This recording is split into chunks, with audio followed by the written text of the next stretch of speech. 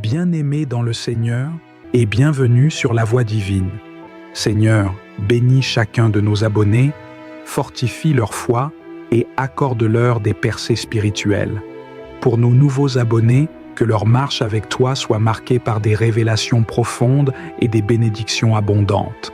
Approchez-vous de Dieu et il s'approchera de vous. Nous te confions également ton serviteur, le pasteur Christ. Continue à l'inspirer, à le fortifier et à l'utiliser puissamment dans son ministère.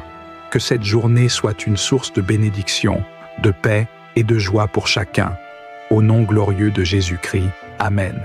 Nous continuons avec l'enseignement que j'ai intitulé « Qui est le Saint-Esprit ?» Beaucoup n'ont pas encore compris qui est le Saint-Esprit, mais si tu as commencé cet enseignement avec moi, tu as déjà appris pas mal de choses. Tu as certainement compris que c'est le Saint-Esprit qui dirige l'Église. C'est lui le vrai chef, le vrai patron de l'Église. C'est lui qui fait les miracles, c'est lui qui convertit les gens, c'est lui qui fait qu'il y a des gens qui se convertissent, qui soient délivrés. S'il y a des choses qui se passent dans l'Église, des vies transformées, c'est le Saint-Esprit qui est l'auteur de toutes ces choses. Ce n'est pas un homme, ce n'est pas le pasteur est utilisé par le Saint-Esprit. Tu peux avoir de l'onction, tu peux avoir des dons, mais sans le Saint-Esprit, tu ne peux rien faire. Les dons que tu as, c'est le Saint-Esprit qui te les a donnés. L'onction que tu as, la grâce que tu as, c'est le Saint. Il n'y a aucune différence entre l'Esprit de Dieu et l'Esprit de Jésus. Dans un verset, on parle de l'Esprit de Dieu, dans un autre, on parle de l'Esprit de Jésus. Ce n'est pas deux esprits, c'est le même Esprit parce qu'il y a un seul Dieu. Je le répète, il y a un seul Dieu. Il n'y a pas trois dieux. On parle de fonctions différentes, mais c'est le même Dieu. Donc si tu parles de l'Esprit de Dieu et un autre part de l'Esprit de Jésus, c'est le même Esprit. Dans le livre des Actes des Apôtres, nous avons vu qu'au verset 6, on nous parle du Saint-Esprit. Actes des Apôtres, chapitre 16, verset 6, on nous dit qu'ils ont été empêchés par le Saint-Esprit d'annoncer la parole dans l'Asie. Ils traversèrent la Phrygie et le pays de Galatie. Ils ont traversé la Phrygie et le pays de Galatie parce qu'ils ont été empêchés par le Saint-Esprit. On ne dit pas exactement comment le Saint-Esprit les a empêchés. Peut-être il y a eu des circonstances où ils ont compris que c'est le Saint-Esprit. Ou bien ils l'ont compris par la voix intérieure du cœur. Je ne sais pas comment, mais chacun sait comment le Saint-Esprit lui parle. Ce qui est important, c'est qu'ils voulaient aller en Asie. C'était la destination, c'était le plan humain. Paul et les autres apôtres voulaient aller en Asie pour sauver des âmes. Ce n'était pas pour les vacances, ce n'était pas pour s'enrichir. Ils voulaient aider les Asiatiques à être convertis. Mais le Saint-Esprit les a empêchés parce que ce n'était pas le plan parfait de Dieu. C'est ça qu'il faut retenir. Même si tu as de bonnes idées, il faut prier pour savoir quel est le plan parfait de Dieu à travers le Saint-Esprit. Ils ont été obligés de passer par la Phrygie et le pays de Galatie. Au verset 7, ils étaient près de la Messie, ils étaient prêts, ils se disposaient, ils se préparaient à entrer en Bithynie. Mais encore une fois, l'Esprit de Jésus, c'est le même Saint-Esprit, les a empêchés. Il ne les a pas permis d'entrer. Pourquoi? Parce que ce n'était pas là où Dieu voulait. Mais ce qui est intéressant ici, c'est qu'ils ne savaient pas exactement où il faut aller. Ils marchaient à l'écoute. On ne dit pas combien de jours ça les a pris, parce que ce n'était pas comme aujourd'hui où on prend des voitures, des bus, des trains. La plupart du temps, ils marchaient, mais ils ne savaient pas exactement où ils allaient, mais ils allaient à l'écoute du Saint-Esprit. C'est ça qu'il faut apprendre. Quand tu es un enfant de Dieu, quand tu es un serviteur de Dieu, marche avec l'écoute. Écoute ce que le Saint-Esprit te dit. Au verset 8, il franchit alors la Mysie et descendit à Troas. Là, ils sont toujours guidés. Je vous ai dit que le Saint-Esprit, c'est un peu comme le GPS, mais spirituellement parlant. Ils voulaient entrer à Troas. Mais remarquez qu'au verset 7,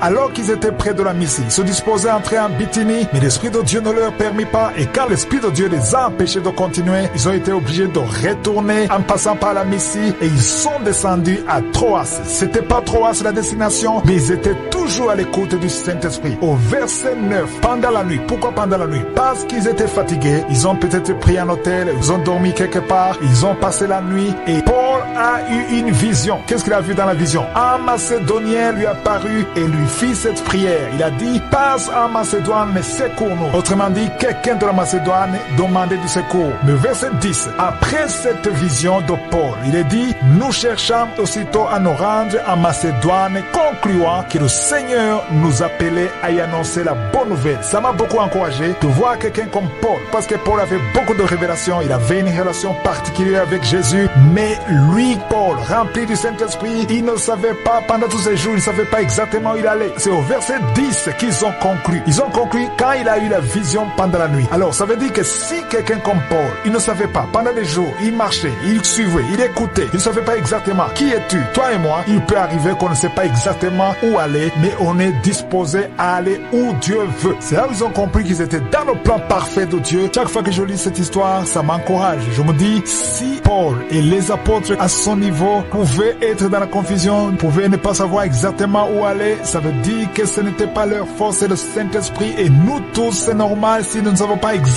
où aller. Selon leur vision, selon leur passion, selon leur plan, ils pensaient aller en Asie. Pourquoi aller en Asie? Peut-être parce qu'ils avaient appris qu'en Asie, ils adorent des idoles, ils ont besoin de l'évangile et c'était une très bonne idée. Là, je dois insister que chaque fois que tu as une bonne idée, ça ne veut pas dire que c'est l'idée de Dieu. Tu as une bonne idée, il faut mettre cette idée devant Dieu. Prie d'abord. Tu veux faire un projet, tu veux évangéliser, tu veux épouser une fille, tu veux faire un plan de sauver des âmes. Prie d'abord. Mets ton plan devant Dieu. Que le Saint-Esprit confirme. Parce que l'idée peut venir du Saint-Esprit comme l'idée peut venir de toi ou de la chair ou du diable. Il faut être sûr que l'idée vient du Saint-Esprit. Ici, Paul et ses amis, ils voulaient aller en Asie, mais ce n'était pas le temps de Dieu. C'est pour cela que l'Esprit de Dieu les a empêchés d'y aller. Tu peux avoir envie d'aller en Inde pour prêcher l'évangile, alors que Dieu veut que tu ailles au Cameroun. Peut-être tu veux aller en Inde parce que tu vois que les Indiens prient des idoles et tu veux aller les prêcher, alors que Dieu a un plan pour les Camerounais. Il faut écouter le Saint-Esprit. Tu peux vouloir aller en Europe ou au Canada, alors que le Saint-Esprit veut que tu ailles à l'intérieur du pays, là où il n'y a pas d'eau et d'électricité. Peut-être c'est là où Dieu te veut. Il faut écouter le Saint-Esprit. Parce que j'ai remarqué que la plupart des évangélistes, surtout les jeunes, ils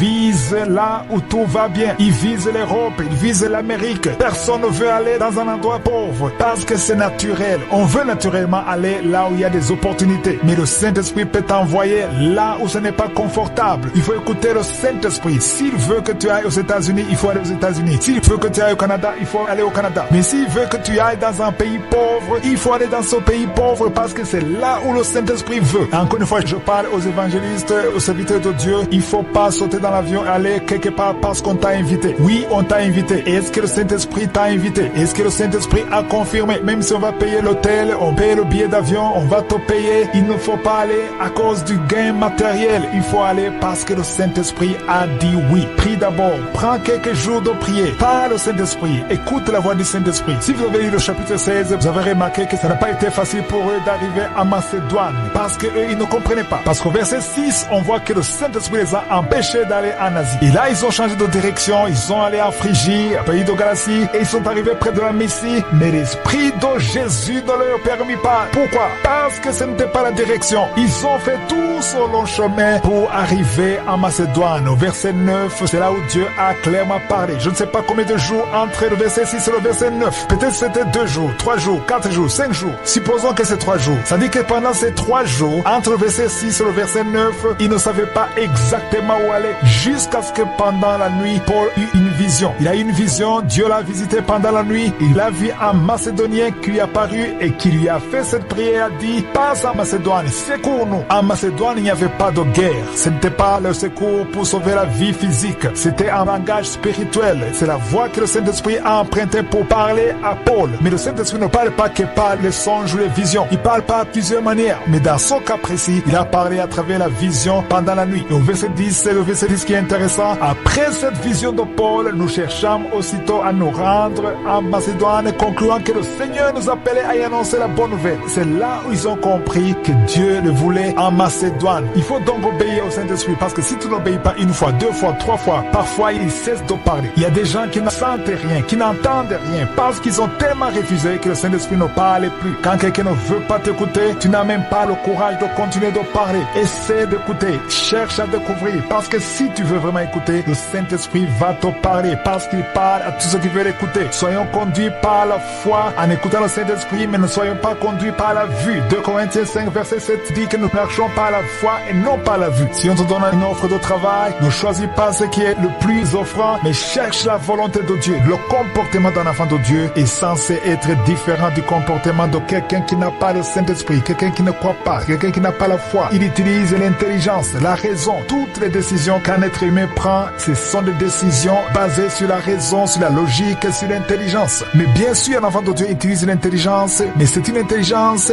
guidée par le Saint-Esprit. Parce qu'il y a des choses qu'on peut faire qui n'ont rien à voir avec la logique, mais nous obéissons au Saint-Esprit. Avant de prendre une décision, décision, il faut, en plus de l'intelligence, écouter la direction du Saint-Esprit. Je vous ai donné un exemple de quelqu'un qui doit décider devant 2 ou 3 contrats de travail. Naturellement, un être humain, naturellement, va chercher le contrat le plus offrant, là où il sera mieux payé. Très peu de chrétiens vont demander la vie du Saint-Esprit. Il y a 3 contrats devant toi, tu vas chercher le plus offrant, tu vas chercher celui qui a plus d'avantages, tu vas chercher celui qui te donne le meilleur salaire. Ça, c'est naturel. Ça, c'est une décision naturelle. Mais quelqu'un qui a le Saint-Esprit n'est pas influencé par le salaire. Il est influencé par la voix du Saint-Esprit. Qu'est-ce que le Saint-Esprit veut? Je sais que peu de gens vont être d'accord avec moi. Il y a peu de gens qui vont dire Amen parce que naturellement, nous voulons la meilleure chose, nous voulons être mieux payés. Mais c'est lui qui a le Saint-Esprit, qui écoute le Saint-Esprit. Il va faire ce que le Saint-Esprit veut. Je connais une fille qui était chômeur. On lui a donné un emploi où elle était mieux payée, un bon salaire, mais le Saint-Esprit a dit ne prends pas ce travail. Moi-même, je me souviens en 2008, je travaillais full-time, mais je vivais difficilement. Il y a même quelqu'un qui m'aidait pour pouvoir payer quelques factures. Je payais difficilement le loyer, mais la même personne qui m'aidait m'a donné un travail. Il m'a donné un travail et la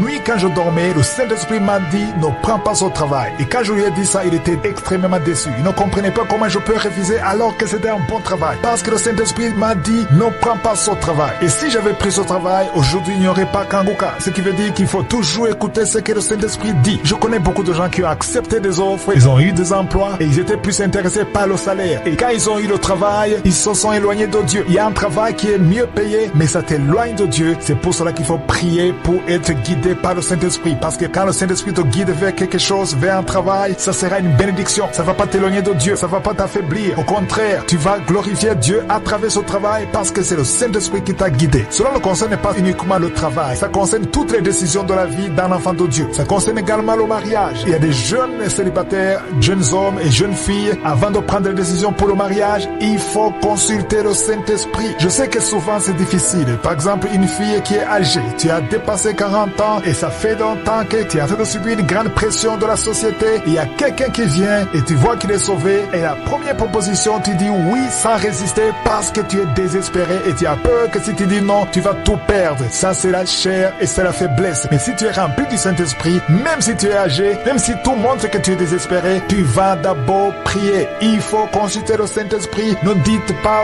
oui avant de consulter le Saint-Esprit. C'est pour cela qu'aujourd'hui, on entend des couples qui disent si j'avais su, je ne savais pas qu'il était comme ça, je ne savais pas qu'il avait ce caractère. Si j'avais su, si je pouvais retourner en arrière. Pourquoi? Parce qu'ils n'ont pas consulté le Saint-Esprit. Quand tu consultes le Saint-Esprit, il va te guider comme les apôtres ont été guidés. Il va te guider. Quand tu es guidé par le Saint-Esprit, tu sais que tu es dans la volonté de Dieu. Parce que le Saint-Esprit voit ce que tu ne vois pas. Si on retourne dans Actes des Apôtres chapitre 16 verset 10, on a vu qu'au verset 10, c'est après la vision de Paul qu'ils ont conclu qu'il fallait aller à Macédoine. Au verset 11, le matin ils sont partis de Troas. Ils ont passé par Samothrace et le lendemain ils sont allés à Néapolis. Et de là ils sont allés à Philippe. Et Philippe était à Macédoine. Parce que le Saint-Esprit leur a montré un Macédonien qui lui demandait du secours. Là ils étaient sûrs d'être dans la volonté parfaite de Dieu. Mais il faut savoir que même si tu es dans la volonté parfaite de Dieu, ça n'exclut pas que tu peux rencontrer des difficultés ou des épreuves. On verra que malgré qu'ils étaient dans la volonté de Dieu, Paul et Silas ont été fouettés, ils ont été enchaînés, emprisonnés alors qu'ils étaient dans la parfaite volonté de Dieu. Normalement, un enfant de Dieu doit d'abord prier pour savoir ce que le Saint-Esprit veut. Et si tu veux vraiment connaître la direction du Saint-Esprit, le Saint-Esprit va te diriger d'une façon ou d'une autre. Mais il y a une autre catégorie de gens qui ne veulent même pas écouter le Saint-Esprit. Ils font ce qu'ils veulent. Et surtout ceux qui ont l'argent. Si tu es riche, tu as beaucoup d'argent, tu fais tout ce que tu veux parce que tu as l'argent, parce que tu as le pouvoir. Tu fais tout ce qui est bon te semble. Là, ça devient de l'arrogance et de la rébellion. Tu ne dois pas suivre ce que l'argent te demande de faire, mais il faut d'abord prier pour tout. Prie pour ta famille, prie pour ton travail, prie pour ton voyage. Mets-toi entre les mains de Dieu et écoute ce que dit le Saint-Esprit. Il faut prier pour toutes choses, car si tu pries avec humilité, le Saint-Esprit parle. Mes frères et sœurs, le Saint-Esprit parle à ceux qui veulent l'écouter. Si tu veux vraiment l'écouter, il va te parler. Il y a des chrétiens qui croient que si ils sont dans la volonté de Dieu, c'est fini les problèmes. Ils vont vivre une vie de confort. Mais ce n'est pas le cas. Je vais vous prouver dans ce même passage de Actes chapitre 16 que même s'ils ne sont pas allés en Asie, ils ont été détournés par le Saint-Esprit. Ils sont finalement allés à Philippe, à Macédoine, selon la direction du Saint-Esprit. Mais malgré ça, ils ont rencontré des problèmes. Si vous lisez à partir du verset 16, pendant qu'ils marchaient, il y avait une femme, une servante qui avait un esprit de python, un esprit de serpent, qui était toujours derrière eux, derrière les disciples, et faisait semblant de les soutenir. Mais au verset 7, il est écrit, et ils sont mis à nous suivre, Paul et nous, et criaient, ces hommes sont les serviteurs du Dieu très haut et ils vous annoncent la voie du salut. Autrement dit, la femme était comme une évangéliste. Elle soutenait l'œuvre des apôtres, elle soutenait Paul et son équipe. Et comme aujourd'hui, dans l'œuvre de Dieu, il y a ceux qui te soutiennent alors qu'ils ne sont pas avec toi. C'est pour cela qu'il faut prier pour savoir qui sont avec toi et qui ne sont pas avec toi. Quelqu'un peut être avec toi, marcher avec toi, parler du bien de toi, demander aux gens de te suivre alors qu'il est un envoyé de Satan. Il n'y a que le Saint-Esprit qui va te révéler ça. Paul a eu cette révélation au verset 18 parce qu'il a dit qu'elle fit cela pendant plusieurs jours. Ça peut être une semaine, 2 semaines, 3 semaines. Si c'est 3 semaines qu'elle faisait ça, ça dit que pendant toutes ces 3 semaines, Paul ne savait pas qu'elle était suivie par un agent de Satan. Il ne savait pas, il ignorait ça. Mais on dit que Paul fatigué se retourna et dit à l'esprit, je t'ordonne au nom de Jésus-Christ, sors de cette femme. Et il sortit à l'heure même. Qui a informé Paul que c'est l'esprit de Python? C'est le Saint-Esprit. Mais ça a pris du temps. Et cela leur a causé des problèmes parce que les maîtres de la servante ont vu disparaître l'espoir de leur gain et ils ont saisi Paul et Silas et les ont entraînés sur la place publique devant les magistrats. Au verset 20, on voit qu'il les a présentés devant les prêteurs en disant ces hommes troublent notre ville. Lisez au verset 21 ce qui s'est passé. Il est dit que ce sont des Juifs qui annoncent des coutumes qui sont contraires aux coutumes des Romains. Au verset 23, on dit qu'après qu'on les eut chargés de coups, il est jeté en prison en recommandant aux geôliers de les garder sûrement. Ils ont été frappés. Paul et Silas ont été frappés alors qu'ils étaient à Philippe en Macédoine dans la volonté parfaite de Dieu. Ça, c'est une leçon que même si tu es dans la volonté de Dieu, tu peux rencontrer des problèmes. Mais la bonne nouvelle est que même si tu rencontres des problèmes, Dieu sera avec toi au milieu de ces problèmes. Les problèmes, il y en aura toujours. Mais l'important est d'être dans le plan de Dieu. Parce que si tu es dans le plan de Dieu, Dieu sera avec toi dans tes problèmes et il t'en sortira parce que tu as obéi à la voix du Saint-Esprit. Malgré qu'ils étaient en prison, enchaînés, ils ont commencé à louer à haute voix et Dieu a envoyé son ange. La puissance de Dieu est descendue en prison et la prison s'est ébranlée et les chaînes ont été brisées. Paul et Silas ont été libérés par la puissance de la louange parce qu'ils étaient dans le plan parfait de Dieu. Tu peux avoir des problèmes, mais si tu es dans le plan de Dieu et que tu écoutes le Saint-Esprit, Dieu te sortira de ces problèmes. Si nous lisons par exemple dans Actes chapitre 21, versets 10 à 13, dans le Nouveau Testament, on ne nous parle pas de beaucoup de prophètes, mais il y a un prophète qu'on mentionne ici, le prophète qui s'appelle Agabus. Si vous lisez du verset 10 au verset 13, on voit que le prophète Agabus avait prédit que Paul aura des difficultés à Jérusalem. S'il sera à Jérusalem, il aura des problèmes, il sera fouetté, il sera lié et il sera livré entre les mains des païens. Mais si vous lisez le verset 12, tous ceux qui étaient avec Paul, ils ont tout fait pour le convaincre de ne pas aller à Jérusalem.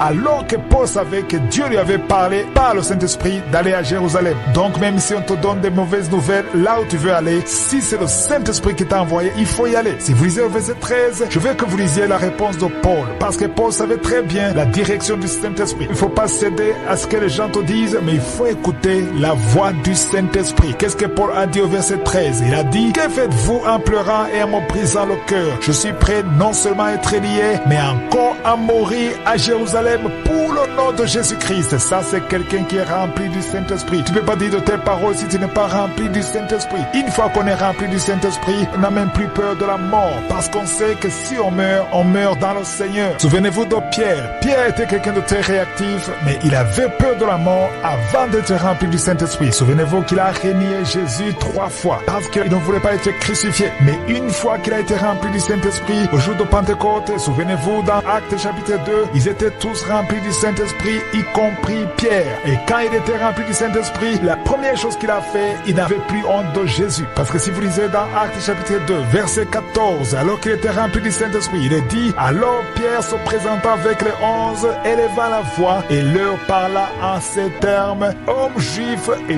vous tous qui séjournez à Jérusalem, sachez ceci et prêtez l'oreille à mes paroles. Qu'est-ce qu'il leur a dit? Il a pris le temps d'expliquer que Jésus qu'ils ont crucifié, c'est le prophète selon la promesse de Dieu. Il n'avait plus peur de témoigner pour Jésus. Si tu es rempli du Saint-Esprit, tu n'auras plus peur de témoigner pour Jésus. Celui qui est rempli du Saint-Esprit ne s'occupe plus de ses propres intérêts, mais il s'occupe des intérêts de Jésus. Voilà pourquoi il faut être rempli du Saint-Esprit. Si tu as peur de parler de Jésus au travail ou à l'école, ça veut dire que tu n'es pas encore rempli. Quand tu es rempli du Saint-Esprit, tu n'auras plus peur. Tu vas témoigner pour Jésus. Oui, c'est important de comprendre c'est quoi la chair, parce que la chair a des désirs et l'esprit a des désirs. Mais quand on parle de la chair, beaucoup pensent au corps physique, mais il y a la chair. Je vais vous montrer c'est quoi la chair. Parce que l'homme est fait en 3 dimensions. De la même façon que Dieu se manifeste en 3 formes, Dieu le Père, le Fils, le Saint-Esprit, il y a aussi l'homme est composé de l'esprit, de l'âme et du corps. Quand on tue quelqu'un et qu'on l'enterre, en fait on enterre le corps. Mais personne ne peut tuer l'âme. Il n'y a que Dieu qui peut tuer l'âme. Le fusil ou l'épée ne peut pas tuer l'âme. Le corps humain est corruptible. Si quelqu'un est tué, c'est comme si on force l'âme de sortir de son corps. Ce que tu vois dans le cercueil, c'est juste le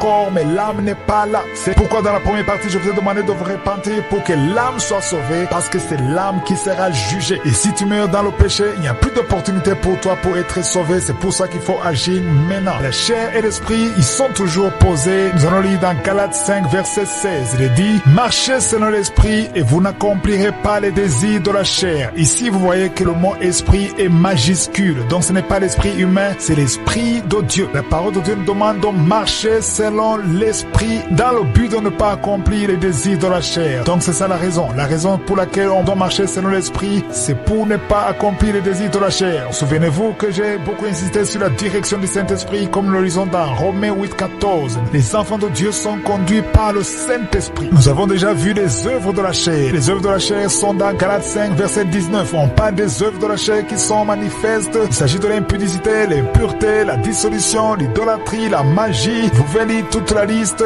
du verset 19 au verset 22. On parle de division, on parle de dispute. Vous pouvez même continuer au verset 21. On nous donne une liste des œuvres de la chair. Mais par contre, au verset 22, on nous parle des fruits de l'esprit. On voit combien c'est opposé. Les fruits de l'esprit sont l'amour, la joie, la paix, la patience, la bonté, la bénignité, la fidélité, la douceur, la tempérance. Ce sont là les fruits de l'esprit. Si vous lisez la liste des œuvres de la chair et la liste des fruits de l'esprit, on voit bien que c'est complètement opposé. Et la question qu'on doit se poser encore, c'est pourquoi cette lutte ou son combat entre la chair et l'esprit nous intéresse. Parce que les deux sont en toi. En toi, il y a le corps, il y a l'âme et l'esprit. Donc là, c'est au niveau de l'âme qu'il y a le combat. Parce qu'il y a la chair qui te demande une chose, il y a aussi l'esprit d'un autre côté qui te demande une chose. Et donc tu es au milieu et tu dois décider. Par exemple, tu veux te lever le matin, la chair te dit continue de dormir, ne te lève pas. Mais l'esprit te demande de te lever. Donc tu dois décider entre les deux qui tu vas écouter. Tu peux écouter l'esprit qui te dit de te lever pour prier, ou tu peux écouter la chair qui te demande de rester au lit et de continuer de dormir. Donc toi qui m'écoutes, il y a toujours deux voix en toi. Il y a la voix de la chair, si toi tu es sauvé, il y aura toujours la voix de l'esprit, il y a la voix de la chair et c'est à toi de décider. Mais aujourd'hui je veux que tout le monde sache que l'homme est fait de 3 parties. Il y a 3 parties, il y a le corps, il y a l'âme et l'esprit. Et l'âme c'est la partie la plus importante parce que c'est au niveau de l'âme où toutes les décisions sont prises. Tu as aussi l'esprit et l'esprit de Dieu te guide et il parle à ton esprit. Il y a une différence entre un être humain et un animal. L'animal a 2 parties, l'homme a 3 parties. Il y a le corps, il y a l'âme et l'esprit. Mais les animaux ont 2 parties, ils ont le corps et l'âme. Les animaux n'ont pas d'esprit, c'est ça la différence entre un être humain et un animal. C'est au niveau de l'esprit qu'on a le discernement de Dieu. Voilà pourquoi partout où tu iras dans le monde, tu trouveras que l'homme est en train d'adorer quelque chose. Partout où tu verras un être humain, il sera en train d'adorer quelque chose. Soit il a une statue, soit il adore le soleil, soit il adore un humain. Mais l'homme a toujours envie d'adorer quelque chose. Il y a même ceux qui adorent le sport, il y a ceux qui adorent la musique. L'homme adore toujours quelque chose. Tu ne verras jamais un chien en train de se courber ou d'adorer quelque chose. Ça ne marche pas parce que le chien ou l'animal n'a pas le discernement de Dieu. Le discernement de Dieu est fait au niveau de l'esprit. Et il n'y a que les humains qui ont l'esprit. Ne croyez surtout pas ceux qui vous disent que l'homme est en développement d'un animal. Si l'homme est sorti de l'animal, pourquoi est-ce qu'il y a encore un animal? Donc s'il y a encore des animaux et des humains, ça veut dire que Dieu a créé séparément un animal et un homme. Donc l'animal n'a pas d'esprit, mais Dieu a donné l'esprit à l'être humain. L'homme et l'animal ont beaucoup de points communs et la seule différence est que l'animal ne peut pas discerner Dieu. L'animal n'a pas d'esprit et l'animal n'est pas créé à l'image de Dieu. Mais pour mieux comprendre son combat entre la chair et l'esprit, il faut d'abord savoir ce qui compose la chair et ce qui compose l'esprit. Dans Matthieu 10, verset 28, Jésus a dit « Ne craignez pas ceux qui tuent le corps et qui ne peuvent tuer l'âme. Craignez plutôt celui qui peut faire périr l'âme et le corps dans la géhenne. » Donc maintenant, Jésus nous montre que c'est Dieu qui a le pouvoir sur l'âme. Mais l'homme naturel, l'humain, ne peut pas tuer l'âme. Donc l'âme est très importante. Il faut comprendre l'âme parce que l'âme, c'est là où tu prends toutes les décisions. C'est l'âme qui sera jugée. C'est pas le corps qui sera jugé. La parole de Dieu dit que la chair et le sang n'hériteront pas le royaume des cieux. Qu'est-ce qui compose l'âme? C'est important de savoir de quoi est faite l'âme. L'âme est faite des émotions, les pensées, l'intellect, la volonté, parce que c'est au niveau de l'âme que tu prends des décisions. L'âme est influencée à la fois par l'esprit et le corps. Donc c'est au centre de l'âme que tu prends des décisions. Et souvent on parle de la chair. Dans la parole de Dieu, on parle de la chair, on parle des désirs de la chair. Quand on parle de la chair, ça veut dire que c'est l'âme et le corps ensemble. Nous avons lu que Jésus a dit que Dieu peut faire périr l'âme et le corps. Donc l'âme et le corps, c'est ça qu'on appelle la chair. En anglais, on appelle ça flèche. Et à chaque fois qu'on parlera des désirs de la chair, ça dit qu'il y a l'âme et le corps ensemble. Parce qu'au niveau de l'âme, il y a les émotions, il y a la pensée, il y a la volonté, il y a l'amour. Et c'est au niveau de l'âme que le diable peut passer pour te pousser à avoir des désirs, que ce soit la fornication, la jalousie, les disputes, toutes les œuvres de la chair qu'on a lues dans Galates 5, versets 19 à 21. C'est fait au niveau de la chair. Il faut comprendre que le corps que nous portons, c'est ce que la Bible appelle le corps corruptible. Si vous lisez dans 1 Corinthiens chapitre 15, au verset 50, il dit que la chair et le sang ne peuvent hériter le royaume de Dieu. Et au verset 52, on dit qu'en un instant, en un clin d'œil, à la dernière trompette, la trompette sonnera et les morts ressusciteront incorruptibles et nous serons changés. Ça dit qu'on va porter un autre corps qui n'est pas corruptible. C'est là où au verset 53, on dit il faut que son corps corruptible, le corps que nous portons, il faut que son corps corruptible revête l'incorruptibilité et que son corps mortel revête l'immortalité. Donc le corps que nous avons, c'est un corps corruptible qui peut mourir. Mais au ciel, on portera un corps qui est incorruptible. Donc j'ai pris tout ce temps pour que vous compreniez la différence entre le corps et la chair. Le corps, c'est ce corps physique qui est corruptible, mais la chair, c'est le corps qui est mis ensemble avec l'âme. C'est pour cela qu'on parle des désirs de la chair. Si l'âme sort du corps, après la mort, il n'y aura plus de désir. Pour qu'il y ait des désirs, il faut que l'âme soit dans le corps. Mais par contre, l'esprit, il est opposé à la chair. Dans l'esprit, on trouve le subconscient et on trouve aussi le discernement de Dieu. C'est là où je vous ai dit qu'il y a une différence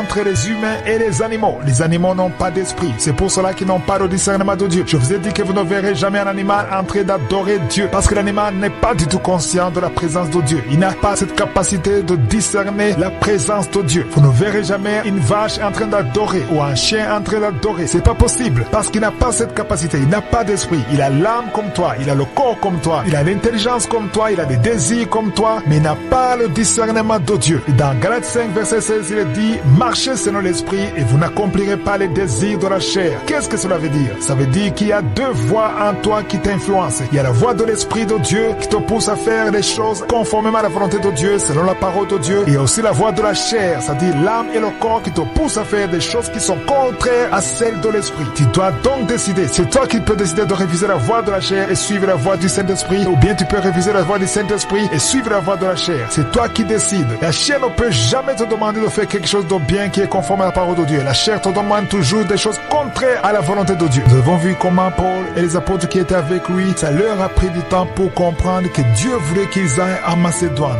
Au début, eux, en tant qu'humains, ils voulaient aller en Asie. Comme toi aussi, tu peux avoir un plan selon toi, mais Dieu a un autre plan qui est différent du tien. Alors, on a vu que ça leur a pris du temps. Ils ne comprenaient pas. Ils voulaient aller quelque part et le Saint-Esprit les empêchait. Et encore, ils prenaient une autre direction et l'Esprit de Jésus les empêchait. C'est ce que nous avons vu. Ça leur a pris du temps jusqu'au moment où Paul dormait et qu'il a eu une vision pendant la nuit. Il voyait quelqu'un qui venait demander du secours en macédonien et ils ont compris qu'il fallait aller en Macédoine. Mais ça leur a pris du temps. Ça, c'est une leçon très profonde. Ça veut dire que si tu entends des gens qui disent que le Saint-Esprit leur parle à tout moment, n'importe comment, n'importe quand, souvent ce qu'ils disent, ils le disent par orgueil. Oui, je suis d'accord. Parfois, le Saint-Esprit te parle directement, immédiatement, facilement. Partout où tu es, il peut te parler. Mais il y a des moments où ça prend du temps, comme ça a été le cas pour Paul et ses amis. Ça leur a pris du temps pour comprendre qu'il fallait aller en Macédoine. Et on peut se demander pourquoi le Saint-Esprit les a empêchés d'aller en Asie. Ça ne veut pas dire que Dieu ne voulait pas sauver les Asiatiques, mais ce n'était pas le temps de Dieu. Une bonne idée n'est pas toujours une idée de Dieu. Mais une idée de Dieu est toujours une bonne idée. Je le répète, une bonne idée n'est pas toujours une idée de Dieu, mais une idée de Dieu est toujours une bonne idée. Donc tu peux avoir de bonnes idées, mais il faut toujours prier. Mettre ça entre les mains de Dieu parce que c'est lui qui doit te diriger, c'est lui qui te donne la lumière. Donc concernant la direction du Saint-Esprit, il faut de l'humilité. Parfois c'est instantanément, mais parfois ça traîne, ça peut prendre du temps, ça peut te demander de prier, ça peut te demander de jeûner. Et parlant de jeûner, il faut comprendre que souvent le Saint-Esprit parle quand tu es à l'œuvre et quand tu es en train de prier. Dans Actes chapitre 13, verset 2,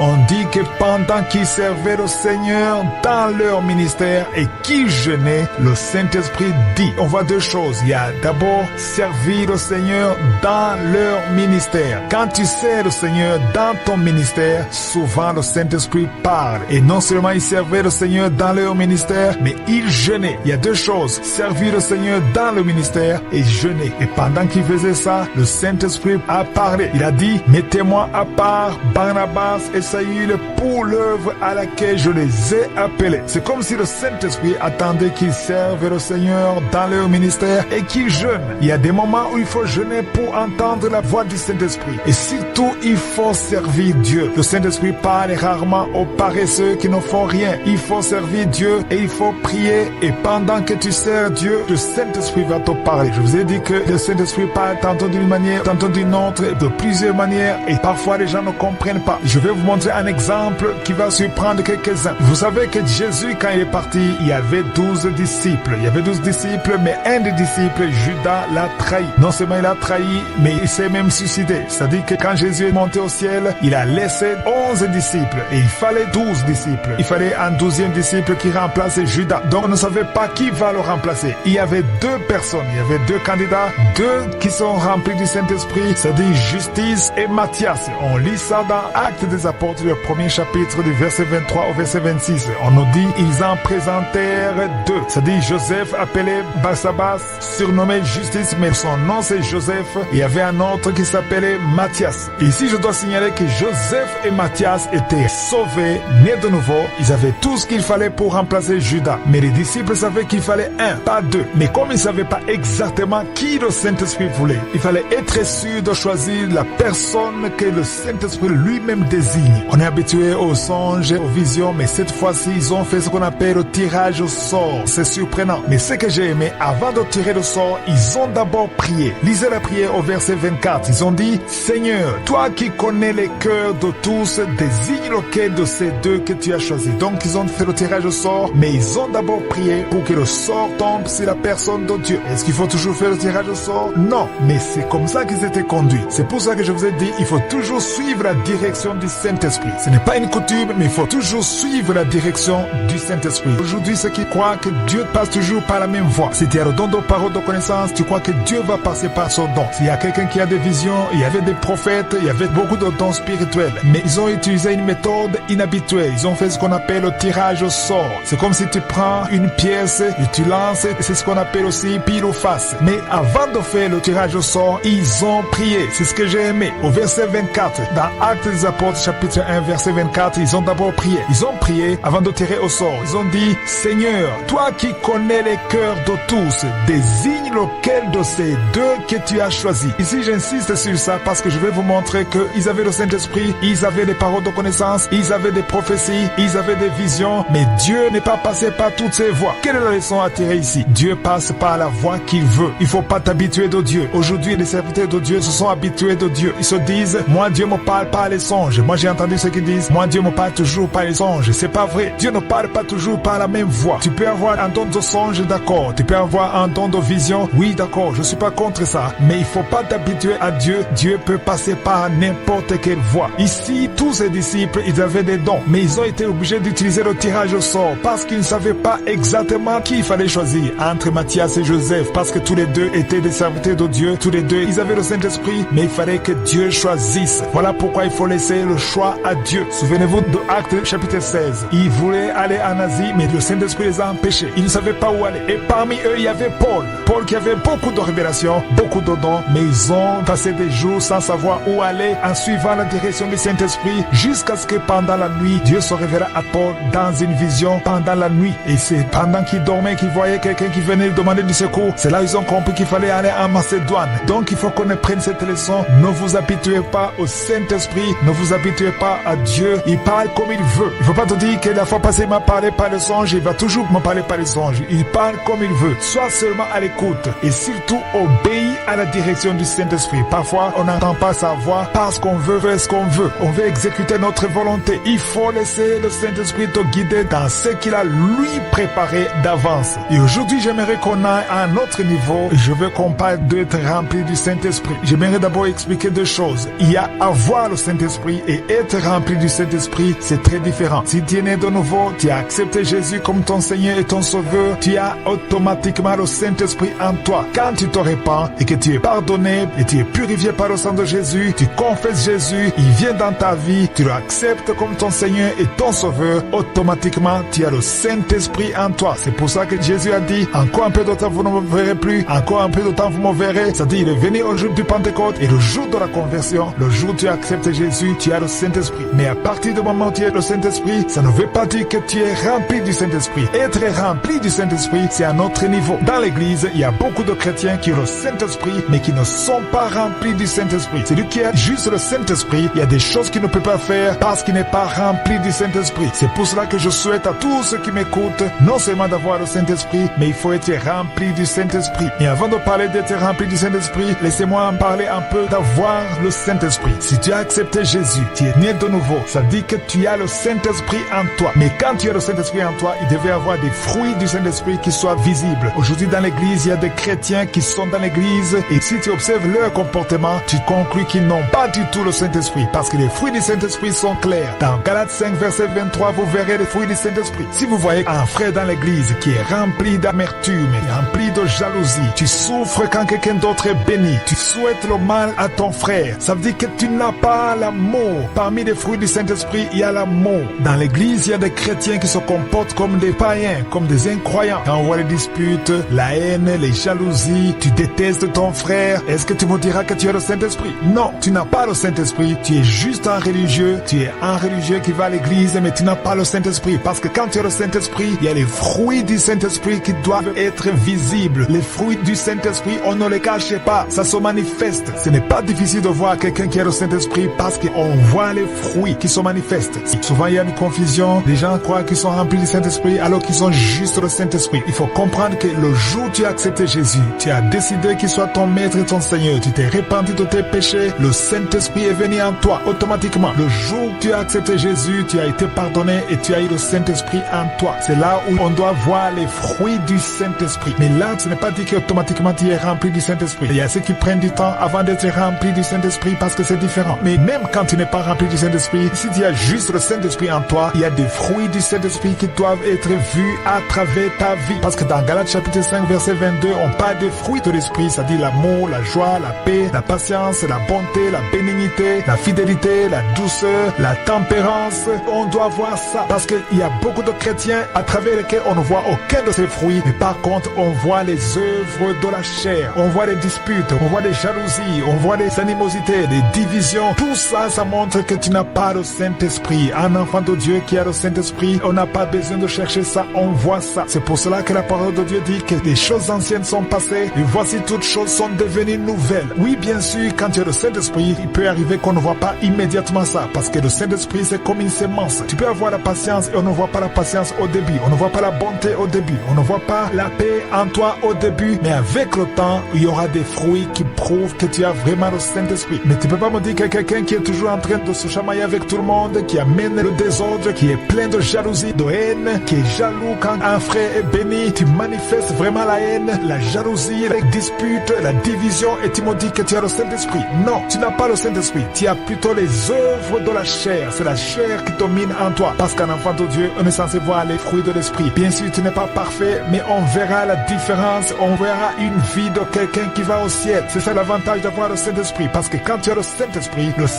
te montre que tu as fait quelque chose de mal. Si par exemple tu as une fiancée et tu couches avec ta fiancée avant le mariage facilement, il n'y a aucun remords, tu trouves que c'est normal, tu te dis que c'est ta femme, ça dit que tu n'as pas le Saint-Esprit. Parce que si tu avais le Saint-Esprit te montrerait que ce que tu fais n'est pas bon, n'est pas conforme à la parole de Dieu. Quelqu'un qui a le Saint-Esprit, même quand il pêche, il manque la paix. Il y a une voix qui te montre que tu as mal fait. Parce que le Saint-Esprit, c'est la lumière. C'est l'image du chandelier dans le temple de Dieu, dans le lieu saint. Le Saint-Esprit est là pour te montrer, pour te diriger, pour te corriger. Parce que quand tu pêches facilement, sans problème, tu fais tout ce que tu veux, il n'y a aucune voix qui te montre que tu as mal fait. Il est fort possible que tu n'as pas le Saint-Esprit. Tu ne peux pas me dire que tu as le Saint-Esprit quand tu es rempli de haine, quand tu es un adultère, un fornicateur. Ça veut dire que tu n'as pas le Saint-Esprit en toi. C'est plutôt les œuvres de la chair que nous voyons en toi. Ça m'étonne souvent quand je vois à la télévision, sur les réseaux sociaux, des pasteurs qui se battent pour l'argent, qui sont en train de se battre comme des politiciens alors qu'ils ont le Saint-Esprit. Comment est-ce que ça marche? Quand tu as le Saint-Esprit, tu dois être différent du monde. C'est pour cela que la parole de Dieu parle des saints. Nous sommes censés être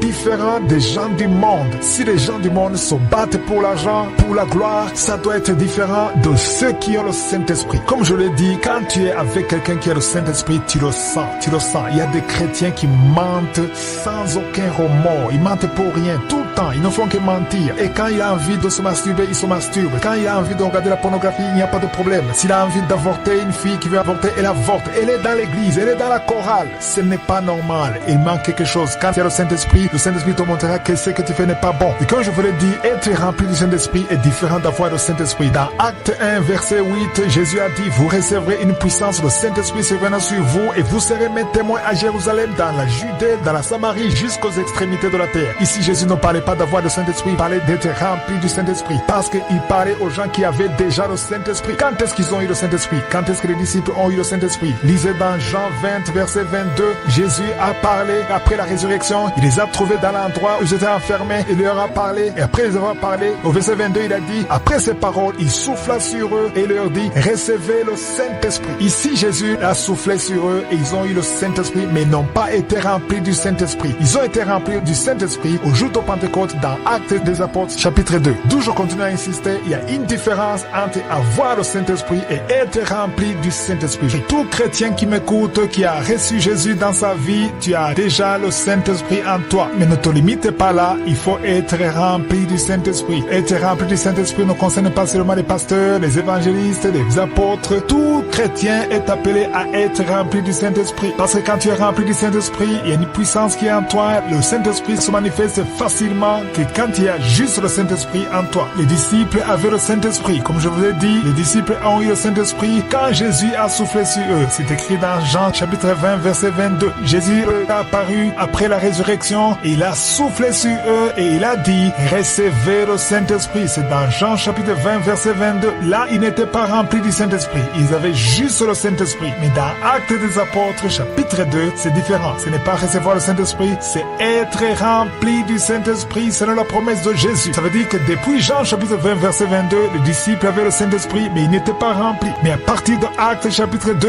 ils étaient remplis du Saint-Esprit. Toi qui es né de nouveau, toi qui as reçu Jésus comme ton Seigneur et ton Sauveur, tu as le Saint-Esprit en toi. Mais tu as besoin d'avancer sur l'étape suivante. Il faut être rempli du Saint-Esprit. J'appelle à tous les chrétiens à être remplis du Saint-Esprit. C'est d'ailleurs le but de cet enseignement qui est le Saint-Esprit. Il faut d'abord connaître qui il est. Il faut l'avoir. Si tu n'es pas sauvé, il faut appeler Jésus, inviter Jésus dans ta vie. Et quand tu auras le Saint-Esprit, il faut prier pour être rempli du Saint-Esprit. Être rempli du Saint-Esprit ne concerne pas uniquement les serviteurs de Dieu, mais c'est pour tout chrétien. Dans Actes chapitre 1, verset 8, qu'est-ce que Jésus a dit? Il a dit, vous recevrez une puissance, le Saint-Esprit survenant sur vous, et vous serez mes témoins à Jérusalem, dans toute la Judée, dans la Samarie, jusqu'aux extrémités de la terre. Ici, Jésus s'adressait aux gens qui avaient déjà le Saint-Esprit, selon Jean 20, verset 22. Ils avaient déjà le Saint-Esprit, mais il a dit, vous recevrez une puissance. Ce n'est pas seulement le Saint-Esprit, une puissance. Donc la puissance, ils l'ont eu dans Actes chapitre 2. Si tu es chrétien, tu es né de nouveau, oui, tu as le Saint-Esprit, mais il y a beaucoup de choses que tu ne peux pas accomplir dans ta vie spirituelle, dans ta marche chrétienne, si tu n'es pas rempli du Saint-Esprit. Quand Pierre a régné Jésus, il n'était pas encore rempli du Saint-Esprit. Il avait juste le Saint-Esprit, mais il a eu peur. Il ne pouvait pas dominer sa peur. Mais quand il a été rempli du Saint-Esprit, il n'avait plus peur. Il témoignait pour Jésus. Il était prêt à mourir parce qu'il était rempli du Saint-Esprit. Quand tu es rempli du Saint-Esprit, tu as une force surnaturelle. Tu fais des choses que tu ne pourrais pas faire de toi-même avec ta propre force, avec ton intelligence. J'aimerais vous montrer dans la Bible que quand Jésus a donné la promesse d'être rempli du Saint-Esprit, il a apparu à plus de 500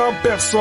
Où est-ce que j'ai lu ça? C'est dans 1 Corinthiens chapitre 15 verset 3 à 6. Vous pouvez lire dans vos Bibles. Premier épître aux Corinthiens chapitre 15 verset 3. Paul écrit en disant, je vous ai enseigné avant tout, comme je l'avais reçu, que Christ est mort pour nos péchés selon les Écritures, qu'il a été enseveli et qu'il est ressuscité le troisième jour selon les Écritures, et qu'il est apparu à ses faces, c'est-à-dire Pierre, puis aux 12. Et verset 6, c'est le plus intéressant, le verset 6, il a dit, ensuite il est apparu à plus de 500 frères à la fois, dont la plupart sont encore vivants et dont quelques-uns sont morts. Ici, on voit que quand Jésus a donné la promesse d'être rempli du Saint-Esprit, après la résurrection, il est apparu à plus de 500 personnes. Mais si vous lisez dans Actes chapitre 1, verset 13, il est dit qu'ils sont montés dans la chambre haute, mais ce ne sont pas les 500 qui sont montés dans la chambre haute. Si vous lisez dans Actes, le premier chapitre, verset 15, on dit qu'il n'y a que les personnes qui sont montées dans la chambre haute pour attendre le Saint-Esprit. Saint-Esprit, ils étaient environ 120. Il y a 120 personnes qui sont montées dans la chambre haute, alors que Jésus s'est adressé à 500 personnes. Et au verset 14, on nous dit que tous d'un commun accord persévèrent dans la prière. Cela nous montre que la promesse d'être rempli du Saint-Esprit, elle est donnée à tout le monde. Nous avons tous cette promesse. Tous ceux qui croiront, ils ont la promesse d'être remplis du Saint-Esprit. Mais malheureusement, ce n'est pas tout le monde qui pourra être rempli du Saint-Esprit. Il faut t'approcher du trône de la grâce et il faut prier, il faut demander ça, il faut demander cette promesse à Dieu parce que la promesse est pour toi. Mais il faut prier, il faut t'approcher de Dieu. Tu ne peux pas être rempli du Saint-Esprit si tu vis dans la débauche, si tu vis dans la chair, si tu ne pries pas, si tu dors tous les jours, si tu te lèves le matin et sortis sans prier, tu ne peux pas être rempli du Saint-Esprit. Ceux qui ont été remplis du Saint-Esprit, ils sont montés dans la chambre haute pour prier, pour attendre la promesse. La promesse te trouvera sur la montagne de Dieu, c'est-à-dire dans la vie de prière. Si tu veux être rempli du Saint-Esprit, il faut avoir une vie de prière. Parce que dans Actes chapitre 1, verset 15, on nous dit que le nombre de ceux qui sont montés dans la chambre haute était d'environ 120. Ça veut dire que parmi ceux qui ont entendu avec leurs propres oreilles, qui ont entendu la promesse, il y a 380 qui n'étaient pas là. Au verset 13, on nous donne les noms de certains de ceux qui étaient là, c'est-à-dire parmi les 120. On nous parle de Pierre, de Jean, de Jacques, d'André, de Philippe. Ici, on voit les disciples, Thomas, Barthélemy, Matthieu, Jacques, Simon le Zélote et Jude,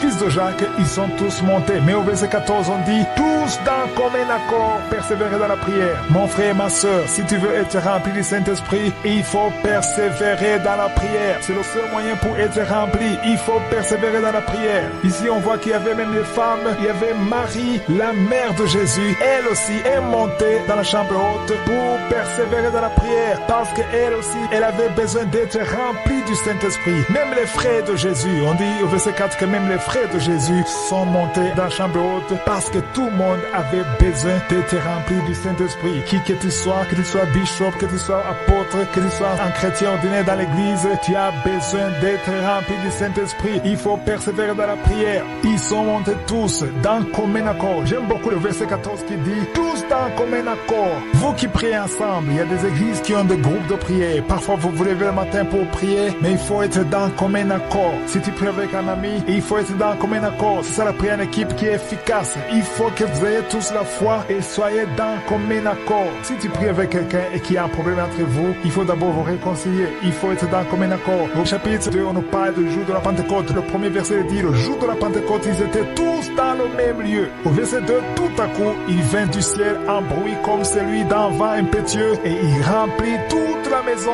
où ils étaient assis. Je vais expliquer ici le mot Pentecôte. Beaucoup de chrétiens croient que le mot Pentecôte, ça a commencé le jour de la prière dans Actes chapitre 2. Mais le mot Pentecôte ne vient pas de Actes 2. Le mot Pentecôte vient de l'Ancien Testament. Il faut comprendre que le jour où ils étaient en train de prier, c'était une fête nationale. Depuis le jour où ils ont quitté l'Égypte. Après 7 semaines, ça dit 7 fois 7, c'était 49 jours. Le 50e jour, il y a eu une alliance entre Dieu et le peuple d'Israël. Et cela est arrivé 50 jours après qu'ils aient quitté l'Égypte. C'est ça le Pentecôte. Donc chaque année, on célébrait le jour de Pentecôte, c'est-à-dire le jour où Dieu a eu l'alliance avec son peuple. Le jour où ils étaient dans la chambre haute, c'était 50 jours après la résurrection de Jésus, c'est-à-dire 50 jours après le jour de Pâques. Beaucoup de chrétiens croient que le mot Pentecôte, si tu lui demandes que veut dire le mot Pentecôte, on te parle du jour de la prière dans la chambre haute. Mais le mot Pentecôte n'est pas venu là. C'était le jour de Pentecôte. C'était une fête nationale. Je vous ai expliqué d'où c'est venu. Depuis que le peuple d'Israël est sorti d'Égypte, et après cette semaine, ça dit 49 jours, le 50e jour, il y a eu une alliance entre Dieu et son peuple. Cela a commencé la fête de Pentecôte. C'est-à-dire que chaque année, on devait se rappeler de ce jour. Et il y a d'autres qui appellent ce jour la fête des semaines. C'est-à-dire, il y a 7 semaines qui font 49 jours. Et le 50e jour, après que le peuple d'Israël ait quitté Égypte, c'est le jour de Pentecôte. Donc chaque année, on célébrait le jour de Pentecôte. Donc c'est le jour que Dieu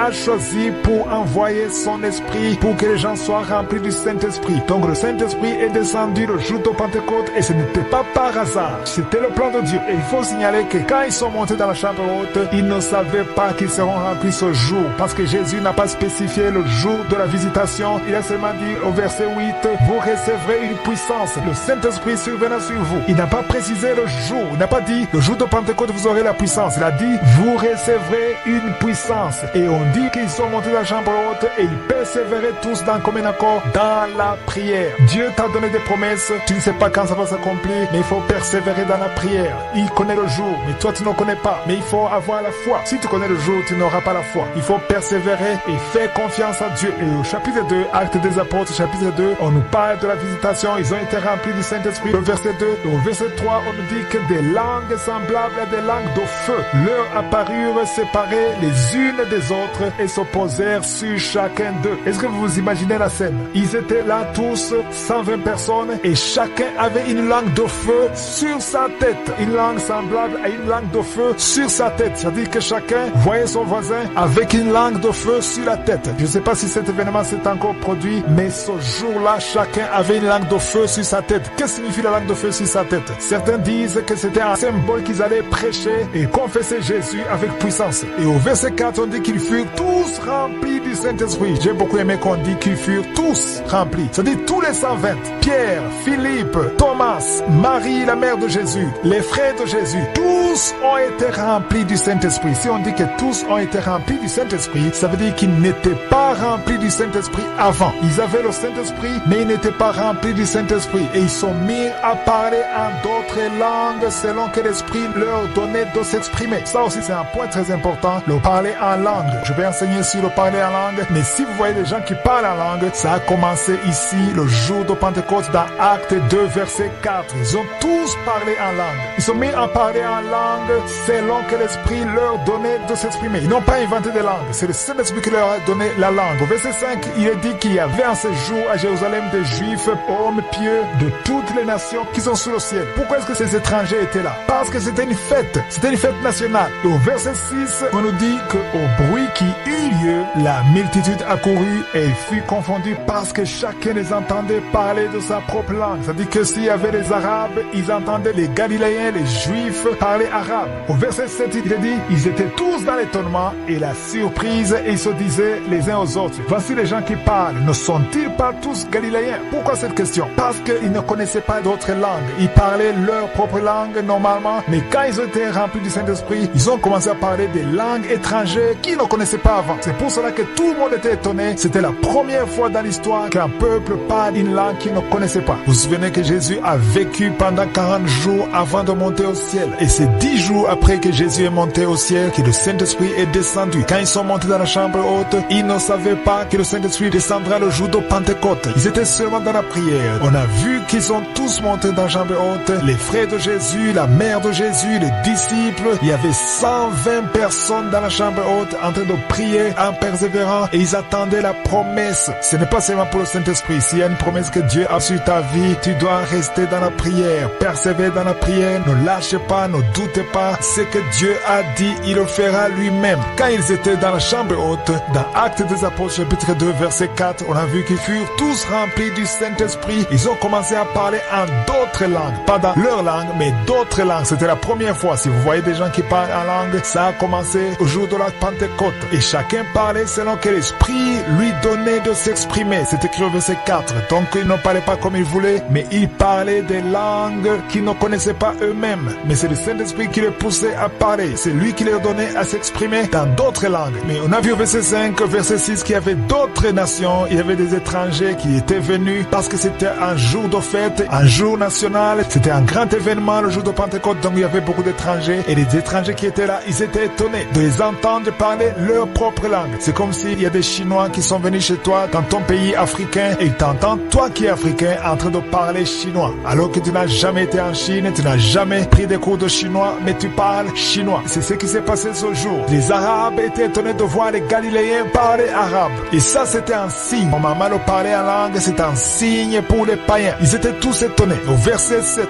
on voit qu'ils étaient tous dans l'étonnement. Ils étaient surpris. Ils se disaient les uns aux autres, voici ces gens qui parlent, ne sont-ils pas tous Galiléens? Comment est-ce qu'ils parlent notre langue? Et comment les entendons-nous dans notre propre langue à chacun, dans notre langue maternelle? C'est écrit au verset 8. Ils étaient tous étonnés. Dieu a permis ça comme un signe. C'est un signe pour les non-croyants. On voit les Crétois, les Arabes. Ils étaient tous étonnés au verset 11. Comment Pourquoi les entendons-nous parler dans nos langues des merveilles de Dieu? Quand tu vois quelqu'un parler en langue, même si tu ne comprends pas, la plupart du temps, il parle des merveilles de Dieu. Il parle de la gloire de Dieu. Mais si vous lisez au verset 13, il y a d'autres qui ont commencé à se moquer d'eux. Ils se sont moqués d'eux en disant, ils sont ivres, ils sont pleins de vin doux. C'est-à-dire qu'ils pensaient qu'ils sont ivres. Mais il faut comprendre que la parole de Dieu compare le vin au Saint-Esprit. Si vous lisez dans Éphésiens 5, verset 18, lisez dans vos Bibles, Éphésiens 5, verset 18, il dit, ne vous enivrez pas de vin, c'est de la débauche. Soyez au contraire remplis du Saint-Esprit. Ici, on parle de deux choses. On parle du vin d'un côté, on parle du Saint-Esprit d'un autre côté. Ne soyez pas ivres de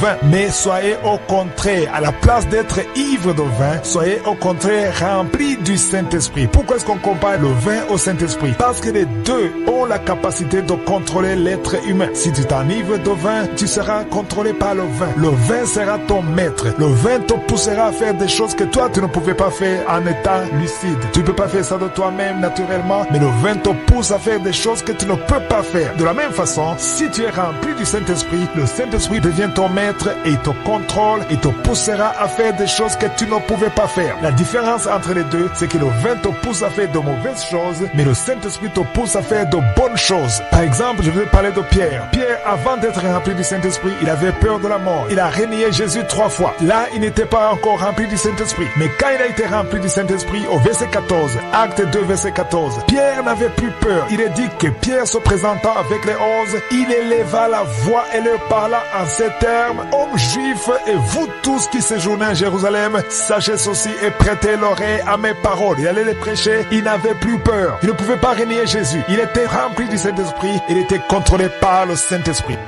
Toute promesse que tu as de Dieu, persévère dans la prière et Dieu accomplira ce qu'il a promis à travers la prière. Il y a des promesses qui ne s'accomplissent jamais. Il y a ceux qui meurent sans l'accomplissement de la promesse de Dieu parce qu'ils ne veulent pas approcher de Dieu, ils ne veulent pas passer du temps dans la prière. Il y a des promesses qui ne peuvent se réaliser que par la prière, par le moyen de la prière. Et quelque chose d'extraordinaire s'est passé pendant qu'ils étaient en prière. Il y a une puissance qui s'est manifestée, la puissance du Saint-Esprit. On a vu ça dans Actes chapitre 2, verset 4. Ils furent tous remplis du Saint-Esprit, ils sont mis à parler en d'autres langues. Et au verset 3, on nous dit que chacun avait sur sa tête une langue semblable à une langue de feu. Je ne sais pas s'il y a une autre fois que ces choses se sont passées, mais ce jour-là, chacun avait une langue comme le feu sur la tête. Beaucoup interprètent que la langue était le symbole de la puissance de prêcher sans peur, sans hésiter, parce que vous savez que Pierre avait peur avant d'être rempli du Saint-Esprit. Mais quand la langue de feu a été sur sa tête, tout a changé. Si vous lisez au verset 14, on voit notre Pierre, celui qui a renié Jésus 3 fois, maintenant il n'a plus honte. Il peut tenir ferme devant une foule, devant des milliers de personnes qui l'écoutaient, des étrangers, des Galiléens, des Juifs, n'importe qui, il n'avait pas peur. Il se présentait devant et parlait avec audace. Il a dit, hommes juifs, verset 14, et vous tous qui séjournez à Jérusalem, sachez ceci et prêtez l'oreille à mes paroles. Ces gens ne sont pas ivres, comme vous le supposez, car c'est la 3e heure du jour. Donc quand le Saint-Esprit est descendu, c'était à 9h du matin, parce qu'à l'époque les gens pouvaient boire de l'alcool le soir, mais c'était le matin. C'était insensé de penser qu'ils étaient ivres. Il voulait les raisonner pour les montrer qu'ils n'étaient pas ivres. Verset 16, il a dit, mais c'est ici ce qui a été dit par le prophète Joël. Il commence à les ramener dans les promesses de Dieu, parce que Joël avait prophétisé à propos du Saint-Esprit. Il a dit ça dans l'Ancien Testament. Qu'est-ce que Joël a dit? Qu'est-ce que le prophète a dit? Il a dit, dans les derniers jours, dit Dieu, je répandrai de mon esprit sur toute chair. Vos fils et vos filles prophétiseront, vos jeunes gens auront des visions et vos vieillards auront des songes. Ça, c'est la prophétie de Joël, parce qu'à l'époque, il y avait quelques prophètes qui étaient choisis par Dieu. C'est eux qui avaient le droit d'avoir le Saint-Esprit pour prophétiser. Mais maintenant, le Saint-Esprit n'appartient pas aux prophètes seulement. Tout chrétien qui croit en Jésus-Christ a droit au Saint-Esprit. Voilà pourquoi il dit au verset 18 que Dieu a dit que dans ces jours, il répandra son esprit et ils prophétiseront. Au verset 19, il a dit, je ferai paraître des prodiges en haut dans le ciel et des miracles en bas sur la terre, du sang, du feu et une vapeur de fumée. Je vais vous demander de lire tout ce chapitre. Maintenant, à cause du temps, je vais sauter sur le verset 37. Le verset 37, tout le monde était étonné. Il est dit, après avoir entendu ce discours, ils eurent le cœur vivement touché à cause de la parole qui est sortie de la bouche de Pierre. Ils ont eu le cœur vivement touché et ils dirent à Pierre et aux autres apôtres, hommes, frères, que ferons-nous? Le fait qu'ils ont demandé ce qu'il faut faire, ils étaient été touché. Verset 38, Pierre a dit, répentez-vous et que chacun de vous soit baptisé au nom de Jésus-Christ pour le pardon de vos péchés. C'est la repentance. Il y a des doctrines aujourd'hui qui disent qu'il ne faut pas demander aux gens de se repentir. Mais ici, c'est le Nouveau Testament. C'est pas l'Ancien Testament. Il a dit, répentez-vous. C'est le message qu'il faut donner aujourd'hui à tout le monde. Répentez-vous. Il n'y a pas de ciel sans repentance. Autre chose très importante que j'aimerais dire, ils étaient remplis du Saint-Esprit dans le chapitre 2. Mais si vous continuez au chapitre 4, on voit qu'après un certain temps, ils ont prêché, ils étaient dans la ville, mais un jour ils étaient persécutés, ils ont eu peur et ils ont prié. Si vous lisez Acte 4 du verset 21 au verset 30, on dit qu'ils ont prié tous ensemble. Au verset 31, il est dit, quand ils eurent prié, le lieu où ils étaient assemblés trembla, ils furent tous remplis du Saint-Esprit. Ici, je précise que c'est le même qui était rempli du Saint-Esprit au chapitre 2, qui était encore une fois rempli du Saint-Esprit au chapitre 4. Donc, on ne remplit pas du Saint-Esprit une seule fois. C'est bien de comprendre que quand on est rempli du Saint-Esprit, ça ne veut pas dire que tu es rempli pour toujours. Avec le temps, tu passes par des difficultés, tu passes par des faiblesses et tu diminues et tu as besoin d'être rempli du Saint-Esprit régulièrement. On n'est pas rempli du Saint-Esprit une seule fois parce qu'il y a des enseignements qui disent qu'une fois qu'on est rempli du Saint-Esprit, c'est fini. Mais on a toujours besoin d'être rempli du Saint-Esprit parce que dans Actes des Apôtres chapitre 2 verset 4, il est écrit qu'ils furent tous remplis du Saint-Esprit et sont mis à parler en d'autres langues selon que l'Esprit leur donnait de s'exprimer. Mais si vous lisez dans Actes des Apôtres chapitre 4, on voit que les apôtres étaient menacés. Ils étaient menacés par Hérode et Ponce Pilate parce qu'on leur a donné l'ordre de ne pas prêcher au nom de Jésus. Il fallait faire tout ce qu'ils voulaient, mais ils n'ont jamais prêché au nom de Jésus. Et ils ont eu peur. Ils étaient menacés. Dans Acte 4, on voit qu'ils étaient menacés. On les a relâchés au verset 23. Il est dit, après avoir été relâchés, ils allèrent vers les leurs et racontèrent tout ce que les principaux sacrificateurs et les anciens leur avaient dit. C'était une situation difficile. Mais au verset 24, on voit bien qu'ils ont prié. Et quand les autres ont entendu ce qui s'est passé, ils élevèrent à Dieu la voix tous ensemble et on voit comment ils ont prié. Du verset 24, verset 25, verset 26, on nous montre la prière des apôtres. Ils ont prié et quand ils ont prié, au verset 31, il est dit, quand ils eurent prié, le lieu où ils étaient assemblés trembla, ils furent tous remplis du Saint-Esprit et ils annonçaient la parole de Dieu avec assurance. Ici, je vous rappelle que ceux qui sont remplis du Saint-Esprit, ils étaient dans la chambre haute, dans Actes chapitre 2. Pourquoi est-ce qu'on dit qu'ils furent remplis du Saint-Esprit alors qu'ils étaient déjà remplis du Saint-Esprit? Ça veut dire que quand on est rempli du Saint-Esprit, il y a des moments où on est dans la faiblesse et il faut être rempli du Saint-Esprit encore une fois. C'est nouveau pour certains. On n'est pas rempli du Saint-Esprit une fois pour toutes. On a toujours besoin d'être rempli du Saint-Esprit parce que ceux qui ont été remplis du Saint-Esprit dans le chapitre 4, ce sont les mêmes qui ont été remplis du Saint-Esprit dans le chapitre 2. On a toujours besoin d'être rempli du Saint-Esprit. Chaque fois que nous prions, chaque fois que nous approchons du trône de la grâce, on est rempli. C'est bien d'être rempli chaque jour. Je compare le Saint-Esprit au carburant ou l'essence. La voiture a besoin d'être remplie. Le tank doit être rempli régulièrement. Si la voiture roule pendant longtemps, l'essence diminue et la voiture a besoin d'être remplie de l'essence pour pouvoir continuer le chemin. Un chrétien, même si tu es rempli du Saint-Esprit, tu as besoin d'être rempli régulièrement. Et à propos de parler en d'autres langues, c'est un sujet qui sème la confusion chez les enfants de Dieu. Beaucoup ne comprennent pas la notion de parler en langue, mais il faut comprendre que le parler en langue a commencé dans Actes chapitre 2. Le jour où ils ont été remplis du Saint-Esprit, on voit au verset 4 que non seulement ils ont été remplis du Saint-Esprit, mais ils ont commencé à parler en d'autres langues selon que l'Esprit leur donnait de s'exprimer. Si vous lisez dans Marc chapitre 16, versets 17 à 18, Jésus avait déjà prédit le parler en langue. Il a dit, voici les miracles qui accompagneront ceux qui auront cru à mon nom. Ils chasseront les démons. Ils parleront de nouvelles langues. Et ils saisiront des serpents. S'ils boivent de quelques breuvages mortels, ils ne leur feront point de mal. Ils imposeront les mains aux malades et les malades seront guéris. Ici, ça ne veut pas dire que si tu es né de nouveau, tu dois faire toutes ces choses. Ça, c'est l'un des signes.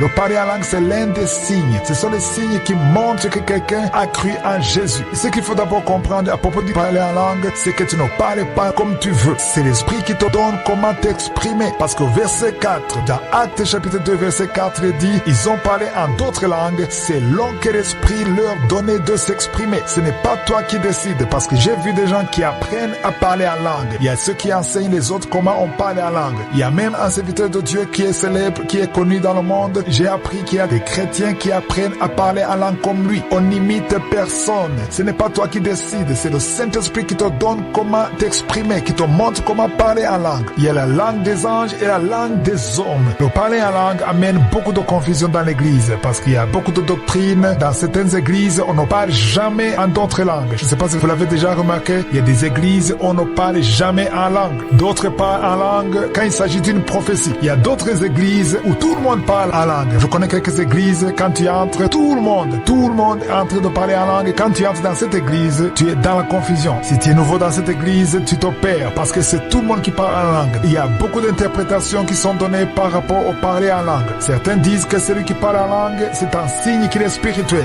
D'autres parlent de parler en langue comme étant rempli du Saint-Esprit. J'aimerais d'abord donner une lumière sur ce point. Dans Marc 16, versets 17 à 18, vous vous souvenez, on a lu ce passage, Marc 16, versets 17 à 18, c'est Jésus qui parlait des signes qui accompagneront ceux qui auront cru. C'est-à-dire ceux qui ont cru, ceux qui sont enfants de Dieu, il y a des signes qui montrent que quelqu'un a accepté Jésus. L'un des signes, c'est de chasser les démons, parler de nouvelles langues, saisir des serpents, imposer les mains aux malades, et les malades sont guéris. Ça, ce sont des signes. Ça ne veut pas dire qu'il faut avoir toutes ces choses. Donc, parler en d'autres langues, c'est un des signes de ceux qui ont cru en Jésus. Donc, si quelqu'un parle en langue, c'est un signe qu'il est rempli du Saint-Esprit, mais ce n'est pas la condition pour être rempli du Saint-Esprit. Je connais des gens qui ont été remplis du Saint-Esprit et qui ne parlent pas encore en langue. Moi, je vous donne mon exemple. Moi, quand j'ai donné ma vie à Jésus, j'ai passé au moins 10 ans étant rempli du Saint-Esprit, mais je ne parlais pas en langue. Ça, c'est mon expérience personnelle. J'étais rempli du Saint-Esprit. J'avais tous les signes de quelqu'un qui est rempli du Saint-Esprit, mais je ne parlais pas en langue. Ça m'a pris 10 ans pour pouvoir parler en langue. Le problème est que j'étais mal enseigné. On m'a mal enseigné à propos de parler en langue. On essayait de me montrer comment faire, des stratégies pour parler en langue. Mais le parler en langue, il faut comprendre qu'il n'y a aucune stratégie. C'est le Saint-Esprit qui te donne le parler en langue. Et le parler en langue n'est pas le seul signe qui montre que quelqu'un est rempli du Saint-Esprit. Je connais des doctrines où si tu ne parles pas en langue, tu n'es pas rempli du Saint-Esprit, et ce n'est pas vrai. Moi, j'ai mon expérience et je connais d'autres personnes qui ont été remplies du Saint-Esprit mais qui ne parlent pas encore en langue. Moi, j'ai passé 10 ans, j'étais rempli du Saint-Esprit, je ne parlais pas en langue. Donc, parler en langue, ce n'est pas le seul signe qui montre que quelqu'un est rempli du Saint-Esprit. Oui, bien sûr, si quelqu'un parle en langue, c'est un signe qu'il a été rempli du Saint-Esprit. Parce que souvenez-vous, dans Actes chapitre 2, verset 4, on nous dit que tout le monde a été rempli du Saint-Esprit. Mais au verset 3, si vous lisez le verset 3, on parle des langues semblables à des langues de feu qui ont apparu sur la tête de chacun d'eux. Est-ce qu'aujourd'hui, pour être rempli du Saint-Esprit, il faut avoir une langue semblable au feu sur la tête? Non. Parler en langue, c'est l'un des signes, mais ce n'est pas la condition pour être rempli du Saint-Esprit. Parce que ceux qui disent que les disciples ont été remplis du Saint-Esprit, ils ont parlé en langue, mais ce n'est pas seulement ça. Ils ont eu la langue semblable au feu sur la tête, mais ce n'est pas ça la condition. Dans le livre des Actes des Apôtres, si les disciples voyaient quelqu'un qui parlait en langue, on le baptisait immédiatement. Parce que pour eux, c'était un signe qu'il était déjà rempli du Saint-Esprit. Mais ce n'est pas la condition, ici je le répète encore, parce que beaucoup tombent dans cette confusion en croyant qu'ils ne sont pas remplis du Saint-Esprit juste parce qu'ils ne parlent pas en langue. Le parler en langue, c'est l'un des signes de quelqu'un qui a été rempli du Saint-Esprit. Dans 1 Corinthiens chapitre 14, verset 2, il est dit, en effet, celui qui parle en langue ne parle pas aux hommes, mais à Dieu, car personne ne le comprend, et c'est un esprit qui dit des mystères. Quand tu parles en langue, tu t'adresses pas aux hommes, mais tu t'adresses à Dieu. Au verset 3, il est dit, c'est lui qui prophétise au contraire, parle aux hommes, et les édifie, les exhorte et les console. Au verset 4, il est dit, c'est lui qui parle en langue, s'édifie lui-même. C'est lui qui prophétise, édifie l'église.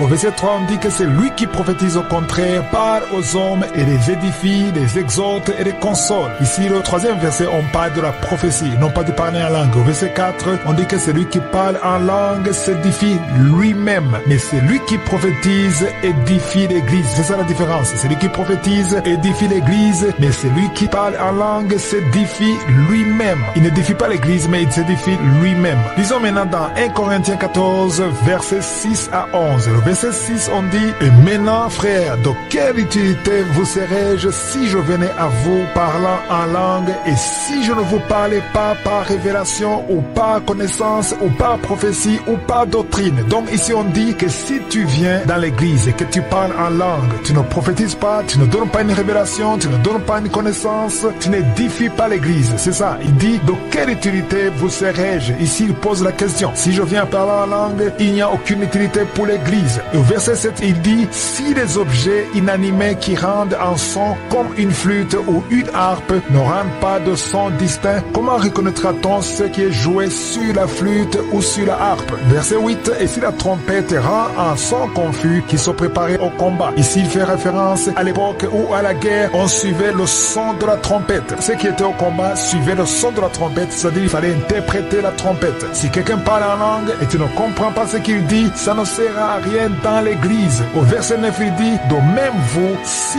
par la langue vous ne donnez pas une parole distincte, comment saura-t-on ce que vous dites? Car vous parlerez en l'air. Celui qui parle en langue, il parle en l'air. S'il n'y a personne de l'église qui comprend, aujourd'hui c'est devenu une mode. Dans l'église, on parle en langue comme si c'est un signe d'être spirituel. Mais quand tu parles en langue, pense aux autres. Est-ce que ça édifie l'église ou bien ça t'édifie toi-même? C'est important de parler en langue quand tu peux interpréter ou quand il y a quelqu'un qui interprète. Parce qu'au verset 11, il dit, si donc je ne connais pas le sens de la langue, je serai un barbare pour celui qui parle. Et celui qui parle sera un barbare pour moi. Pourquoi est-ce qu'on utilise le mot barbare? C'est comme si tu disais des choses qui n'ont aucun sens. Quelqu'un vient dans l'église, il prend le micro et tout le monde entend dans le speakers, il parle en langue et quand il parle en langue, d'après l'apôtre Paul, c'est comme s'il devient un barbare. Il dit des choses qui n'ont pas de sens pour ceux qui écoutent. Souvenez-vous du verset 2. Le verset 2, 1 Corinthiens 14, verset 2, il dit, celui qui parle en langue ne parle pas aux hommes, mais parle à Dieu. Donc tu parles à Dieu et tu ne parles pas aux hommes. Donc si tu parles à Dieu, non pas les hommes, pourquoi est-ce que tu parles devant les hommes, dans le micro, alors que les hommes ne sont pas concernés? Tu deviens un barbare. C'est pas moi qui le dis, c'est ce qui est écrit dans la Bible. Normalement, quand tu parles en langue, dans l'église, dans un micro, là où tout le monde entend, c'est très important qu'il y ait quelqu'un qui interprète pour que les autres puissent être édifiés. Sinon, tu es semblable à un barbare. Tu t'édifies toi-même et les autres ne sont pas édifiés. Ils peuvent même s'ennuyer. Et au verset 12, il dit, donc même vous, puisque vous aspirez au don spirituel, que ce soit pour l'édification de l'église que vous cherchez à en posséder abondamment. Ça, c'est très important. Chaque don, pas seulement le parler en langue, n'importe quel don, que ce soit pour l'édification de l'église et non pas pour toi. Ce n'est pas seulement pour toi, c'est pour l'édification de l'église. Il faut posséder abondamment un don pour l'édification de l'église. Au verset 13, c'est le plus important. Il est dit, c'est pourquoi que c'est lui qui parle en langue prie pour avoir le don d'interpréter. Si toi tu parles en langue, tu veux parler en langue dans l'église, prie pour que le Seigneur te donne le don d'interpréter. Parce que si tu n'interprètes pas, tu deviens comme un barbare. Ça n'a pas de sens pour ceux qui t'écoutent. Donc c'est important que tout ce que tu dis dans l'église, les autres puissent être édifiés. Je sais que certains seront étonnés de cette vérité, d'autres ne vont pas aimer, mais ce que je vous dis, c'est écrit dans 1 Corinthiens chapitre 14. On montre que si tu parles en langue, c'est mieux qu'il y ait quelqu'un qui interprète ou toi-même tu peux interpréter pour l'édification de l'église. On ne parle pas en langue pour impressionner, mais on parle en langue pour parler à Dieu et c'est pour s'édifier soi-même. Mais si tu veux que l'église soit édifiée, il faut qu'il y ait un interprète. Sinon, parle en langue en privé et non pas devant l'église. Donc le parler en langue s'observe dans beaucoup d'églises, mais il y a plusieurs interprétations à ce sujet et c'est pour cela qu'il faut qu'on sonde les Écritures pour savoir la position du Saint-Esprit. Il y a des églises où quand tu entres, toute l'église, toute la congrégation parle en langue. Et quand tu es nouveau, tu es un visiteur, tu es dans la confusion. Ou quand quelqu'un a le micro, il passe plus de temps à parler en langue alors que vous ne comprenez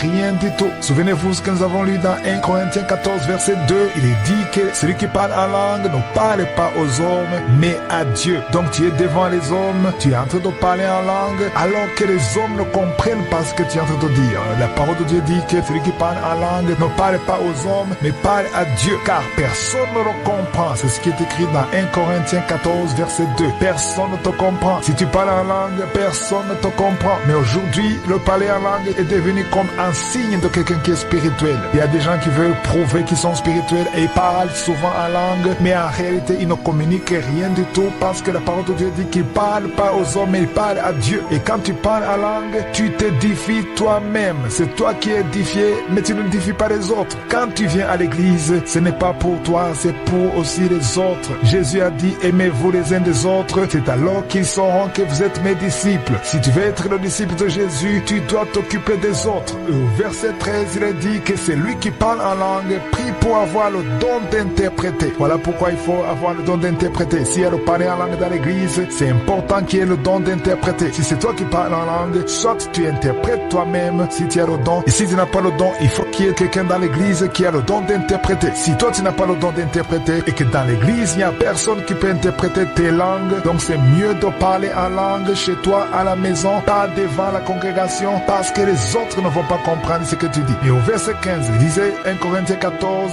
verset 15, il est dit, que faire donc? C'est ça la question. Qu'est-ce qu'il faut faire? Je prierai par l'esprit, mais je prierai aussi par l'intelligence. Ici, il parle de deux choses. Il y a prier par l'esprit, c'est-à-dire quand tu pries en langue, il y a prier aussi avec l'intelligence, c'est-à-dire que tu pries avec les paroles que tu comprends toi-même, ou les autres peuvent comprendre. Il dit aussi, je chanterai par l'esprit, mais je chanterai aussi avec l'intelligence. Il y a moyen de chanter par l'esprit, c'est-à-dire quand tu chantes en parlant en langue. Il y a ceux qui peuvent chanter en parlant en langue et d'autres qui chantent avec l'intelligence. C'est-à-dire que quand tu chantes en parlant en langue, personne ne va comprendre ta chanson et personne ne va suivre ta chanson. Mais quand tu chantes avec intelligence, c'est-à-dire que même si on ne connaît pas la chanson, on peut être édifié par les paroles qui sortent de ta bouche. Donc il faut comprendre que ce qui est important ici, c'est d'édifier les autres. Au verset 16, il est dit, autrement, si tu rends grâce par l'esprit, c'est-à-dire quand tu rends grâce en parlant en langue, comment celui qui est dans les rangs de l'homme du peuple répondra-t-il Amen? Comment est-ce que quelqu'un qui est dans l'église peut dire Amen à ce que tu dis? Il ne peut pas dire Amen à ton action de grâce puisqu'il ne sait pas ce que tu dis. Tu parles en langue, tu pries en langue, tu confesses tes paroles en langue, personne ne peut dire Amen. Parce que quand tu dis Amen, ça veut dire ainsi soit-il. Si tu appuies ce que quelqu'un dit, mais tu ne peux pas appuyer ce que tu ne sais pas. Donc quand tu pries en langue, c'est très important de comprendre que prier en langue, ça doit être entre toi et Dieu. Voilà pourquoi vous ne me verrez pas sur la scène avec un micro en train de prier en langue. Je ne fais jamais ça. Je ne fais jamais ça à tel point que certains même m'ont demandé est-ce que toi tu pries en langue? Quand je prie en langue, je suis seul dans la prière. Je ne prie pas en langue avec un micro devant tout le monde parce que quand je prie en langue, je sais qu'ils ne vont pas comprendre ce que je dis et je sais que je n'ai pas le don d'interpréter. Si j'avais le don d'interpréter, je prierais en langue et j'interpréterais ce que je dis. Parce qu'au verset 17, il est dit, tu rends, il est vrai, d'excellentes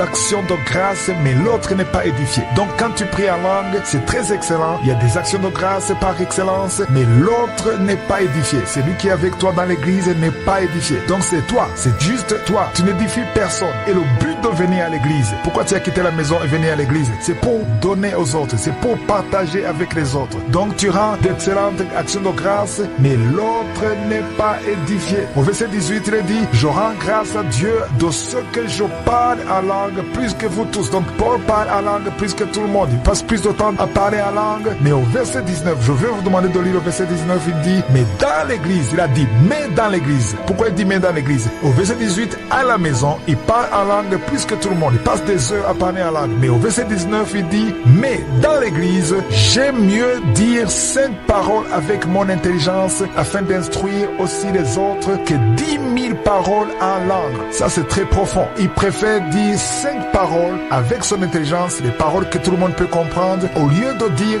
10 000 paroles en langue que personne ne va comprendre. Donc, à la maison, il prie en langue à l'aise. Mais à l'église, il préfère parler la langue que les autres peuvent comprendre pour édifier les autres. Et je vous demande de ne juger personne. Ne jugez personne. On n'est pas ici pour juger, mais on est ici pour comprendre la parole de Dieu. Ici, j'insiste pour que vous compreniez que quand tu es dans l'église, tout ce que tu fais doit être pour l'édification commune. Ça doit être pour édifier les autres. Ne fais pas des choses pour toi seul dans l'église. Sinon, tu resterais à la maison. Pourquoi est-ce que tu es venu à l'église? Aujourd'hui, il y a des chrétiens qui restent à la maison, qui regardent sur YouTube. Et ça aussi, ce n'est pas une bonne chose quand il y a une église dans ton quartier. Peut-être tu peux le faire si tu es dans un pays qui n'accepte pas la chrétienté, où on persécute les chrétiens, où tu n'as pas d'église dans le quartier. Je peux comprendre. Mais si tu es là où il y a des églises, c'est très important d'être avec les chrétiens, avec le corps de Christ. C'est très important parce que Jésus a dit, aimez-vous les uns les autres afin qu'ils sachent que vous m'appartenez. Comment est-ce que tu peux aimer quelqu'un sur YouTube que tu ne connais pas? Le Zoom, c'est bien, mais c'est important d'être présent physiquement si c'est possible. Et maintenant, allons au verset 19. Le verset 19 dit, mais dans l'église, c'est Paul qui dit, mais dans l'église, j'aime mieux dire 5 paroles avec mon intelligence afin d'instruire aussi les autres que 10 000 paroles en langue. C'est-à-dire que tout ce que tu diras avec ton intelligence, c'est très important parce que les autres vont comprendre. Sinon, les autres ne vont rien. Tu peux être par exemple au Burundi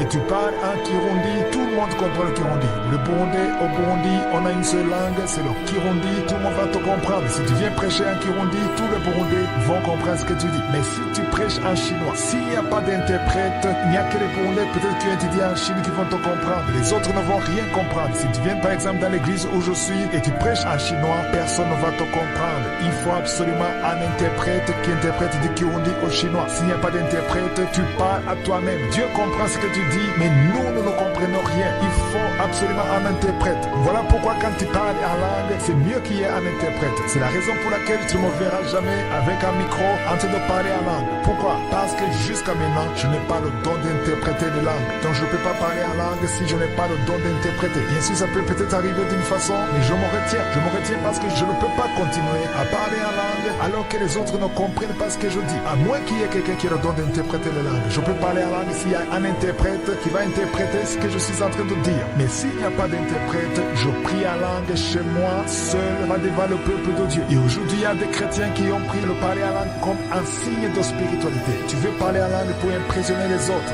Mais je vais vous dire une chose. Le parler en langue ne figure pas sur la liste des fruits du Saint-Esprit. Le parler en langue, c'est juste un signe. Un signe que quelqu'un a été rempli du Saint-Esprit, mais ce n'est pas le fruit du Saint-Esprit. La liste des fruits du Saint-Esprit se trouve dans Galates 5, verset 22. Il y a l'amour, il y a la joie, la paix, la patience, la bonté, la bénignité, la fidélité, la douceur, la tempérance. Le parler en langue ne figure pas sur la liste, mais le parler en langue, c'est l'un des signes qui accompagneront ceux qui ont cru. Donc le parler en langue, ce n'est pas le signe de la spiritualité, ce n'est pas le signe que tu as les fruits du Saint-Esprit, parce que ça ne figure pas sur les fruits du Saint-Esprit. Le parler en langue, c'est pour ton édification. Et comme je vous l'ai dit hier, tout ce que je vous dis, ce n'est pas pour que vous jugez les autres. Peut-être que tu es dans une église où ton pasteur parle en langue souvent dans l'église à haute voix sur le micro. Ne le juge pas et ne jugez personne. Cet enseignement, ce n'est pas pour juger les serviteurs de Dieu, mais c'est pour avoir une lumière sur la parole de Dieu. Si quelqu'un d'autre le fait, c'est peut-être parce que la personne n'a pas encore compris, mais ne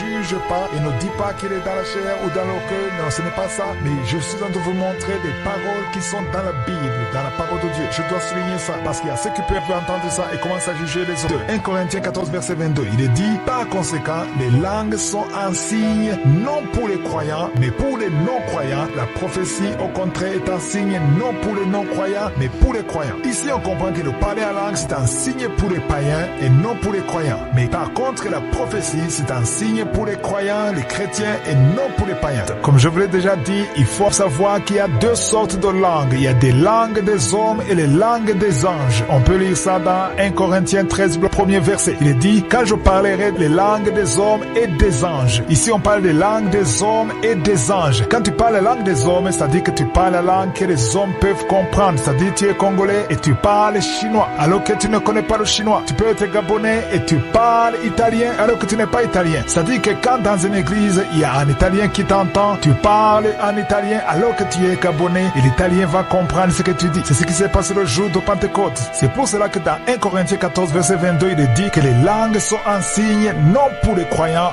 mais pour les non-croyants. C'est-à-dire quand tu parles en langue, ici on dit que c'est un signe pour les non-croyants, c'est-à-dire les païens et non les chrétiens. Mais la prophétie au contraire est un signe non pour les non-croyants ou les païens, mais c'est pour les croyants. Alors, qu'est-ce que cela veut dire? Cela est vrai quand tu parles la langue des hommes, non pas la langue des anges. Quand tu parles la langue des hommes et qu'il y a des hommes qui comprennent cette langue, c'est un signe pour eux parce qu'ils seront étonnés et ils vont comprendre que c'est Dieu qui parle à travers toi parce qu'ils savent que tu ne connais pas cette langue. C'est ce qui s'est passé au jour de Pentecôte. Dans Actes chapitre 2, verset 8 à 12, ils ont commencé à parler des langues qu'ils ne comprenaient pas. Par exemple, ils parlaient arabe alors qu'ils étaient juifs. Ils parlaient d'autres langues et les étrangers qui étaient là comprenaient ce qu'ils disaient. Et au verset 12, il est dit, ils étaient tous dans l'étonnement et ne sachant que penser, ils se disaient les uns les autres, que veut dire ceci? Ils ne comprenaient pas. Ça les dépassait. Comment est-ce que les juifs peuvent parler crétois, peuvent parler arabe alors que ce n'est pas leur langue? Donc c'est pour cela qu'on dit que le parler en langue, c'est un signe pour les non-croyants et non pour les croyants. Mais la prophétie est un signe pour les croyants. C'est écrit dans 1 Corinthiens 14, verset 22. Alors il arrive dans certaines églises, dans certaines doctrines, que toute l'église l'église parle en langue. Alors, maintenant, je connais certaines églises où tout le monde parle en langue. Il y a certaines églises où tout le monde parle en langue. Je connais certaines églises, certaines doctrines où tout le monde parle en langue dans l'église. Et ici, au verset 23, il est dit que si donc dans une assemblée de l'église entière, tous parlent en langue, et qu'il survienne des hommes du peuple ou des non-croyants, c'est-à-dire des païens, et ne diront-ils pas que vous êtes fous? Ici, c'est pas moi qui parle de folie, mais c'est écrit au verset 23. Dans Louis II, il est écrit, ne diront-ils pas que vous êtes fous? Parce qu'un non-croyant, un païen qui entre dans une église, ce qu'il veut, il veut comprendre ce que vous dites et il veut le salut. Il a besoin de se repentir. Mais quand vous parlez en langue, il ne comprend absolument rien. Il y a des églises comme ça, quand il entre, tout le monde parle en langue et c'est la confusion pour les visiteurs, c'est la confusion pour les païens. Parce que l'église, c'est d'abord pour édifier ceux qui sont dans l'église et pour ouvrir une porte pour les païens ou les non-croyants pour qu'ils puissent être sauvés. Et au verset 24, il dit, mais si tous prophétisent et qu'il survienne quelqu'un non-croyant ou un homme du peuple, il est convaincu par tous, il est jugé par tous. Maintenant, on voit bien que quelqu'un qui vient et qui écoute la prophétie dans la langue qu'il comprend, ça va l'édifier, il peut être jugé et il peut se repentir, il peut comprendre qu'il est pécheur parce que tu as parlé la langue qu'il comprend. Ça, c'est très important. Je connais quelqu'un qui m'a dit un jour, il est entré dans une église où tous parlent la langue. Il m'a dit que quand il est entré, c'était comme si c'était des abeilles, il était dans la confusion. Et quand il est sorti de l'église, il avait une mauvaise image de l'église parce qu'il ne comprenait pas ce qui s'est passé. Le verset 24, il est dit, mais si tous prophétisent et qu'il survient quelqu'un non-croyant ou un simple homme du peuple, il est convaincu par tous, il est jugé par tous. Il peut même donner sa vie à Christ à cet instant même grâce à la parole vivante qui vient du Saint-Esprit quand il aura compris ce que vous dites. Ainsi, il est bon qu'il y ait quelqu'un pour interpréter. Si vous parlez en langue dans l'église, c'est très important qu'il y ait quelqu'un qui interprète. Parmi les dons du Saint-Esprit, il y a le don d'interpréter des langues. Surtout quand il y a le micro, quand tout le monde doit être écouté et tu parles longtemps en langue, tu crées la confusion et surtout pour ceux qui ne sont pas sauvés. Peut-être les chrétiens peuvent patienter, ils se disent que tu dis des choses, des mystères de Dieu, ils ont confiance, mais ceux qui ne comprennent pas, ils sont dans la confusion parce que l'église est ouverte à tout le monde, même les païens. Nous allons maintenant lire dans 1 Corinthiens 14, verset 27. Au verset 27, il est dit, en est-il qui parle en langue, que 2 ou 3 au plus parlent, chacun à son tour et que quelqu'un interprète. La question ici est très importante. Il est dit, en est-il qui parle en langue? Ça veut dire que ce n'est pas tout le monde qui doit parler en langue. Il y a beaucoup de chrétiens qui croient que quand tu es rempli du Saint-Esprit, tu dois forcément parler en langue. Tu ne dois pas forcément parler en langue parce que le parler en langue, c'est un des dons et c'est aussi un des signes que quelqu'un est rempli du Saint-Esprit. Tu peux être rempli du Saint-Esprit sans parler en langue. Je connais beaucoup de gens qui sont remplis du Saint-Esprit et qui ne parlent pas encore en langue. Et moi aussi, j'ai passé plus de 10 ans rempli du Saint-Esprit et que je ne parlais pas en langue. Donc, s'il y a quelqu'un qui parle en langue, que 2 ou 3 au plus parlent, chacun à son tour. Au verset 28, il dit, s'il n'y a point d'interprète, qu'on se taise dans l'église et qu'on parle à soi-même. Ça, c'est très important. Si tu as envie de parler en langue et que tu sais que dans l'église, il n'y a aucun interprète, et si tu parles en langue, personne ne va te comprendre, la parole de Dieu te conseille de te taire et de parler à toi-même. C'est-à-dire à basse voix, que personne n'entende pas ce que tu dis. Si tu veux parler à haute voix, va à la maison et parle en langue seul et tu vas t'édifier seul. Mais tu ne vas pas édifier les autres s'ils ne comprennent pas ce que tu dis. Au verset 29, il dit, pour ce qui est des prophètes, que 2 ou 3 parlent et que les autres jugent. Au verset 30, il est dit, si un autre qui est assis a une révélation, que le premier se taise. On voit bien qu'il y a de l'ordre. On est en train de parler de l'ordre parce que même aujourd'hui dans l'église, tu vas trouver qu'il y a le désordre parce que tout le monde veut parler en même temps. Quelqu'un dit, c'est le Saint-Esprit qui me pousse et tu vas parler et l'autre parle. 3, 4 personnes parlent au nom du Saint-Esprit et c'est pas possible parce que la personne qui t'inspire à parler et l'autre qui est inspiré, tous les 3 ou 4, vous dites que c'est le Saint-Esprit. Le Saint-Esprit ne peut pas créer le désordre dans l'église. C'est pour cela qu'on dit qu'il faut qu'il y ait un à un. Si un parle, que les autres attendent en silence. C'est pour ça qu'au verset 30, on dit, et si un autre qui est assis a une révélation, tu as une révélation du Saint-Esprit, que le premier se taise. C'est toi qui parlais, quelqu'un d'autre veut parler, il faut que tu te taises. Mais aujourd'hui, on voit dans l'église, quand tout le monde, 2 personnes parlent en même temps, parfois même ils se contredisent. Ça, ce n'est pas le Saint-Esprit. Parce que c'est le même esprit qui agit dans tous ceux qui sont en train de prophétiser, s'ils prophétisent dans le nom de Jésus, dans la vérité. Au verset 31, il est dit, car vous pouvez tous prophétiser successivement afin que tous soient instruits et que tous soient exhortés. On voit maintenant qu'on insiste sur l'exhortation de tout le monde et l'instruction de tout le monde. Le but de la prophétie, c'est pour instruire, c'est pour exhorter. Ce n'est pas pour terroriser ou manipuler les gens, mais c'est pour instruire et pour exhorter. C'est l'ordre. Ici, on insiste sur l'ordre. Au verset 33, on dit, les esprits des prophètes sont soumis aux prophètes. je répète, les esprits des prophètes sont soumis aux prophètes. Ça veut dire que si quelqu'un prophétise en désordre et que tu lui dis qu'il faut qu'il y ait de l'ordre, souvent on te dit, ce n'est pas moi qui contrôle, c'est le Saint-Esprit qui me contrôle. Mais ça c'est un mensonge. Ce n'est pas le Saint-Esprit parce que le Saint-Esprit est un esprit d'ordre. Il ne faut pas dire que c'est le Saint-Esprit parce que le verset 33 dit, car Dieu n'est pas un Dieu de désordre, mais de paix. Ça c'est important. Dieu n'est pas un Dieu de désordre, mais de paix. Donc s'il y a désordre dans l'église, n'attribuez pas ça au Saint-Esprit. Ce n'est pas la faute du Saint-Esprit, c'est nous qui sommes en désordre. Donc quand il y a le Saint-Esprit, il y a de l'ordre. Qui est le Saint-Esprit? Avant tout, il faut comprendre que ceux qui prophétisent par le Saint-Esprit. C'est le Saint-Esprit qui inspire les prophéties. Si tu es un enfant de Dieu, aujourd'hui dans le Nouveau Testament, c'est le Saint-Esprit qui t'inspire. Tu ne peux pas prophétiser de toi-même, c'est le Saint-Esprit qui te fait parler. Même dans l'Ancien Testament, c'est le Saint-Esprit qui poussait le prophète à prophétiser. Mais avant de commencer à parler du Saint-Esprit, j'aimerais d'abord éclaircir quelque chose. Il faut qu'on comprenne la différence entre l'Ancienne Alliance et la Nouvelle Alliance concernant la prophétie. Parce qu'aujourd'hui, dans beaucoup d'églises, on est dans la confusion. J'ai vu beaucoup d'églises aujourd'hui dans la Nouvelle Alliance qui se comportent exactement comme si on était dans l'Ancienne Alliance. Parce que dans l'Ancienne Alliance, il n'y avait que les prophètes qui parlaient et Dieu parlait à travers les prophètes. C'est-à-dire le peuple de Dieu, le peuple d'Israël était conduit par le prophète. Par exemple, quand il s'agissait de Samuel, le peuple suivait Samuel. Quand il s'agissait d'Élie, on suivait Élie. Tout ce que le prophète disait, c'était Dieu qui parlait. On ne discutait pas, on suivait à la lettre tout ce que disait le prophète parce que c'est le prophète qui avait la capacité de parler de la part de Dieu. Ça dit que le Saint-Esprit venait sur le prophète pendant un moment et après il partait. Ça dit qu'il n'était pas rempli du Saint-Esprit comme nous aujourd'hui dans la Nouvelle Alliance. Donc dans l'Ancienne Alliance, le peuple de Dieu était conduit par le prophète. Si le prophète Ésaïe disait quelque chose, tout le monde suivait parce qu'on n'avait pas la capacité de discerner. Mais aujourd'hui dans la Nouvelle Alliance, la parole de Dieu nous dit de ne pas tout avaler, mais d'examiner toutes les prophéties et de sélectionner ce qui est bon. C'est-à-dire, on nous demande aujourd'hui de retenir ce qui est bon et ce qui n'est pas bon, on laisse tomber et on continue le chemin. C'est très différent. Donc, dans l'Ancienne Alliance, ils étaient conduits par les prophètes, mais aujourd'hui, dans la Nouvelle Alliance, la parole de Dieu nous dit dans Romains 8,14 que les enfants de Dieu sont conduits par le Saint-Esprit. Donc, il y a la différence.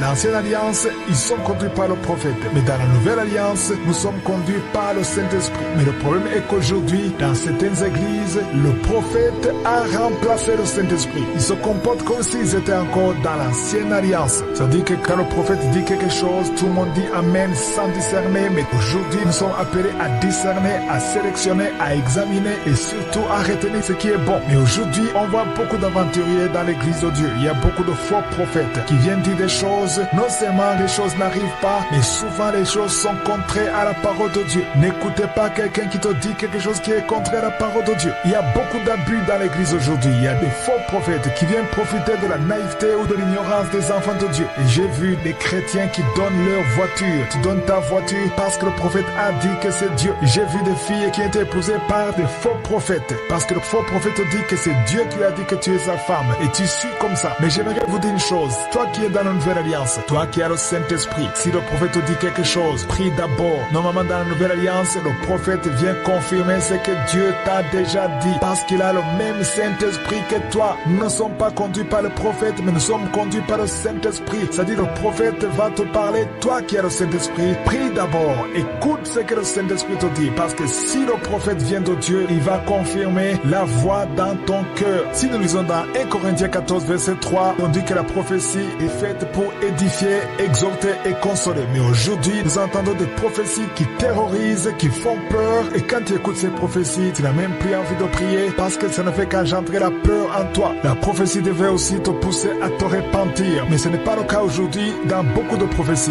Pourquoi est-ce qu'il y a la prophétie? Quand Dieu donne la prophétie, on voit qu'il y a trois objectifs. C'est dans 1 Corinthiens 14, verset 3, où c'est clair. Il est dit que la prophétie parle aux hommes pour les édifier, les exhorter et les consoler. Trois choses: édification, exhortation et consolation. Mais aujourd'hui, on voit d'autres choses. On voit qu'il y a des prophéties qui sont là pour terroriser les enfants de Dieu. Il y a certains prophètes, quand tu les écoutes, tu n'as même plus envie de prier. Et surtout quand ils te disent qu'il y a des malheurs qui doivent forcément arriver. J'aimerais que nous comprenions que parfois Dieu nous montre des mauvaises choses pour nous avertir afin de prier. Parce que Dieu peut révéler les plans de Satan. Quand tu vois des choses horribles, ça ne veut pas dire que c'est le plan de Dieu. Ça, c'est le plan de Satan. Parce que Dieu a de bons projets pour toi. Il y a des mauvais mauvaises choses que Dieu peut te montrer comme avertissement pour que tu pries. Il faut vous rappeler que le diable est là pour détruire, pour voler, pour égorger. C'est ça sa mission. Mais la parole de Dieu nous dit que le Fils de l'homme est apparu pour détruire les œuvres du diable. Quand tu vois les mauvaises choses, ne dis pas que ça doit arriver. Ça veut dire que Dieu te montre qu'il faut faire quelque chose. Il faut prier. Il y a beaucoup de choses dans la Bible, même dans l'Ancien Testament, quand le peuple de Dieu a prié, il y a des plans qui ne se sont pas réalisés grâce à la prière. Donc il faut comprendre qu'il y a des prophéties qui sont là pour manipuler les enfants de Dieu. Normalement, le ministère de prophétie devait fonctionner dans l'église. Mais aujourd'hui, il y a beaucoup de prophètes indépendants qui ne sont même pas dans l'église. C'est vrai, ils ont des églises, mais ils exercent le don de prophétie en dehors de l'église. C'est-à-dire que l'église n'a aucun contrôle, aucun suivi. Ils sont indépendants. Et la plupart de ceux qui font ça, ils sont manipulateurs. Ils manipulent les enfants de Dieu et ils sont matérialistes. C'est-à-dire que pour qu'ils te prophétisent, tu dois lui donner de l'argent. Certains demandent de l'argent avant la prophétie, d'autres demandent de l'argent après la prophétie. C'est-à-dire que quand il a prophétisé quelque chose sur ta vie et que la chose arrive,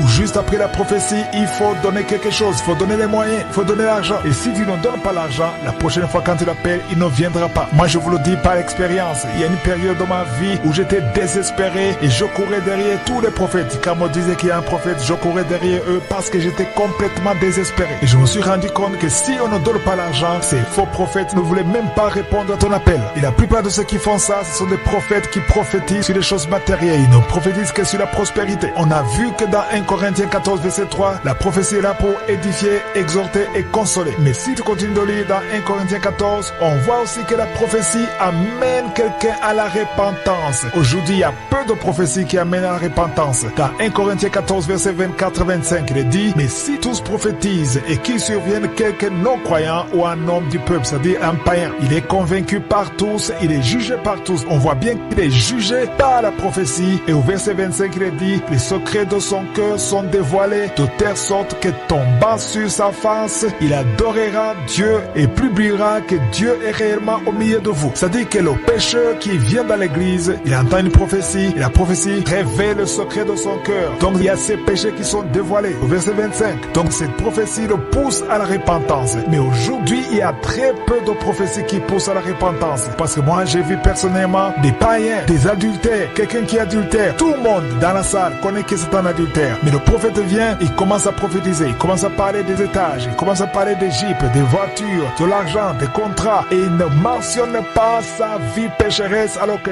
tout le monde est au courant que c'est un adultère. Est-ce que le Saint-Esprit s'intéresse seulement aux choses matérielles? Non. C'est la personne qui est corrompue, qui veut juste que tu entendes de bonnes choses pour que tu lui donnes plus d'argent. Parce que si c'est le Saint-Esprit, il verrait que tu es un adultère. Il verrait le péché et le Saint-Esprit parle du péché. Parce qu'on voit bien dans 1 Corinthiens 14, verset 25, que le Saint-Esprit révèle les secrets du cœur et qui sont dévoilés de telle sorte que tombant sur ta face, tu adoreras Dieu et tu publieras que Dieu est réellement au milieu de son peuple. Donc, non seulement la prophétie édifie, exhorte et console, mais aussi la prophétie amène quelqu'un à la repentance. C'est là où tu sauras que c'est un vrai prophète. Le vrai prophète ne veut pas te plaire, ne veut pas faire ce que toi tu veux qu'il fasse. Il parle de la part du Saint-Esprit et le Saint-Esprit est saint. Quand il y a le péché, quand il y a des choses qui ne marchent pas, il te parlera que les choses ne marchent pas. Mais le prophète qui te dit toujours que tu es juste, que tu es parfait, que tu vas voyager, que tu vas avoir les visas, que tu vas avoir les contrats, très souvent c'est un faux prophète. Je ne dis pas que le Saint-Esprit ne parle pas de bonnes choses. Oui, c'est bien d'entendre de bonnes choses parce que Dieu a de bons projets. Dieu peut te donner un visa, Dieu peut te donner une promotion, Dieu peut te donner un enfant. Mais le Saint-Esprit ne parle pas que de ça. Le Saint-Esprit aussi corrige,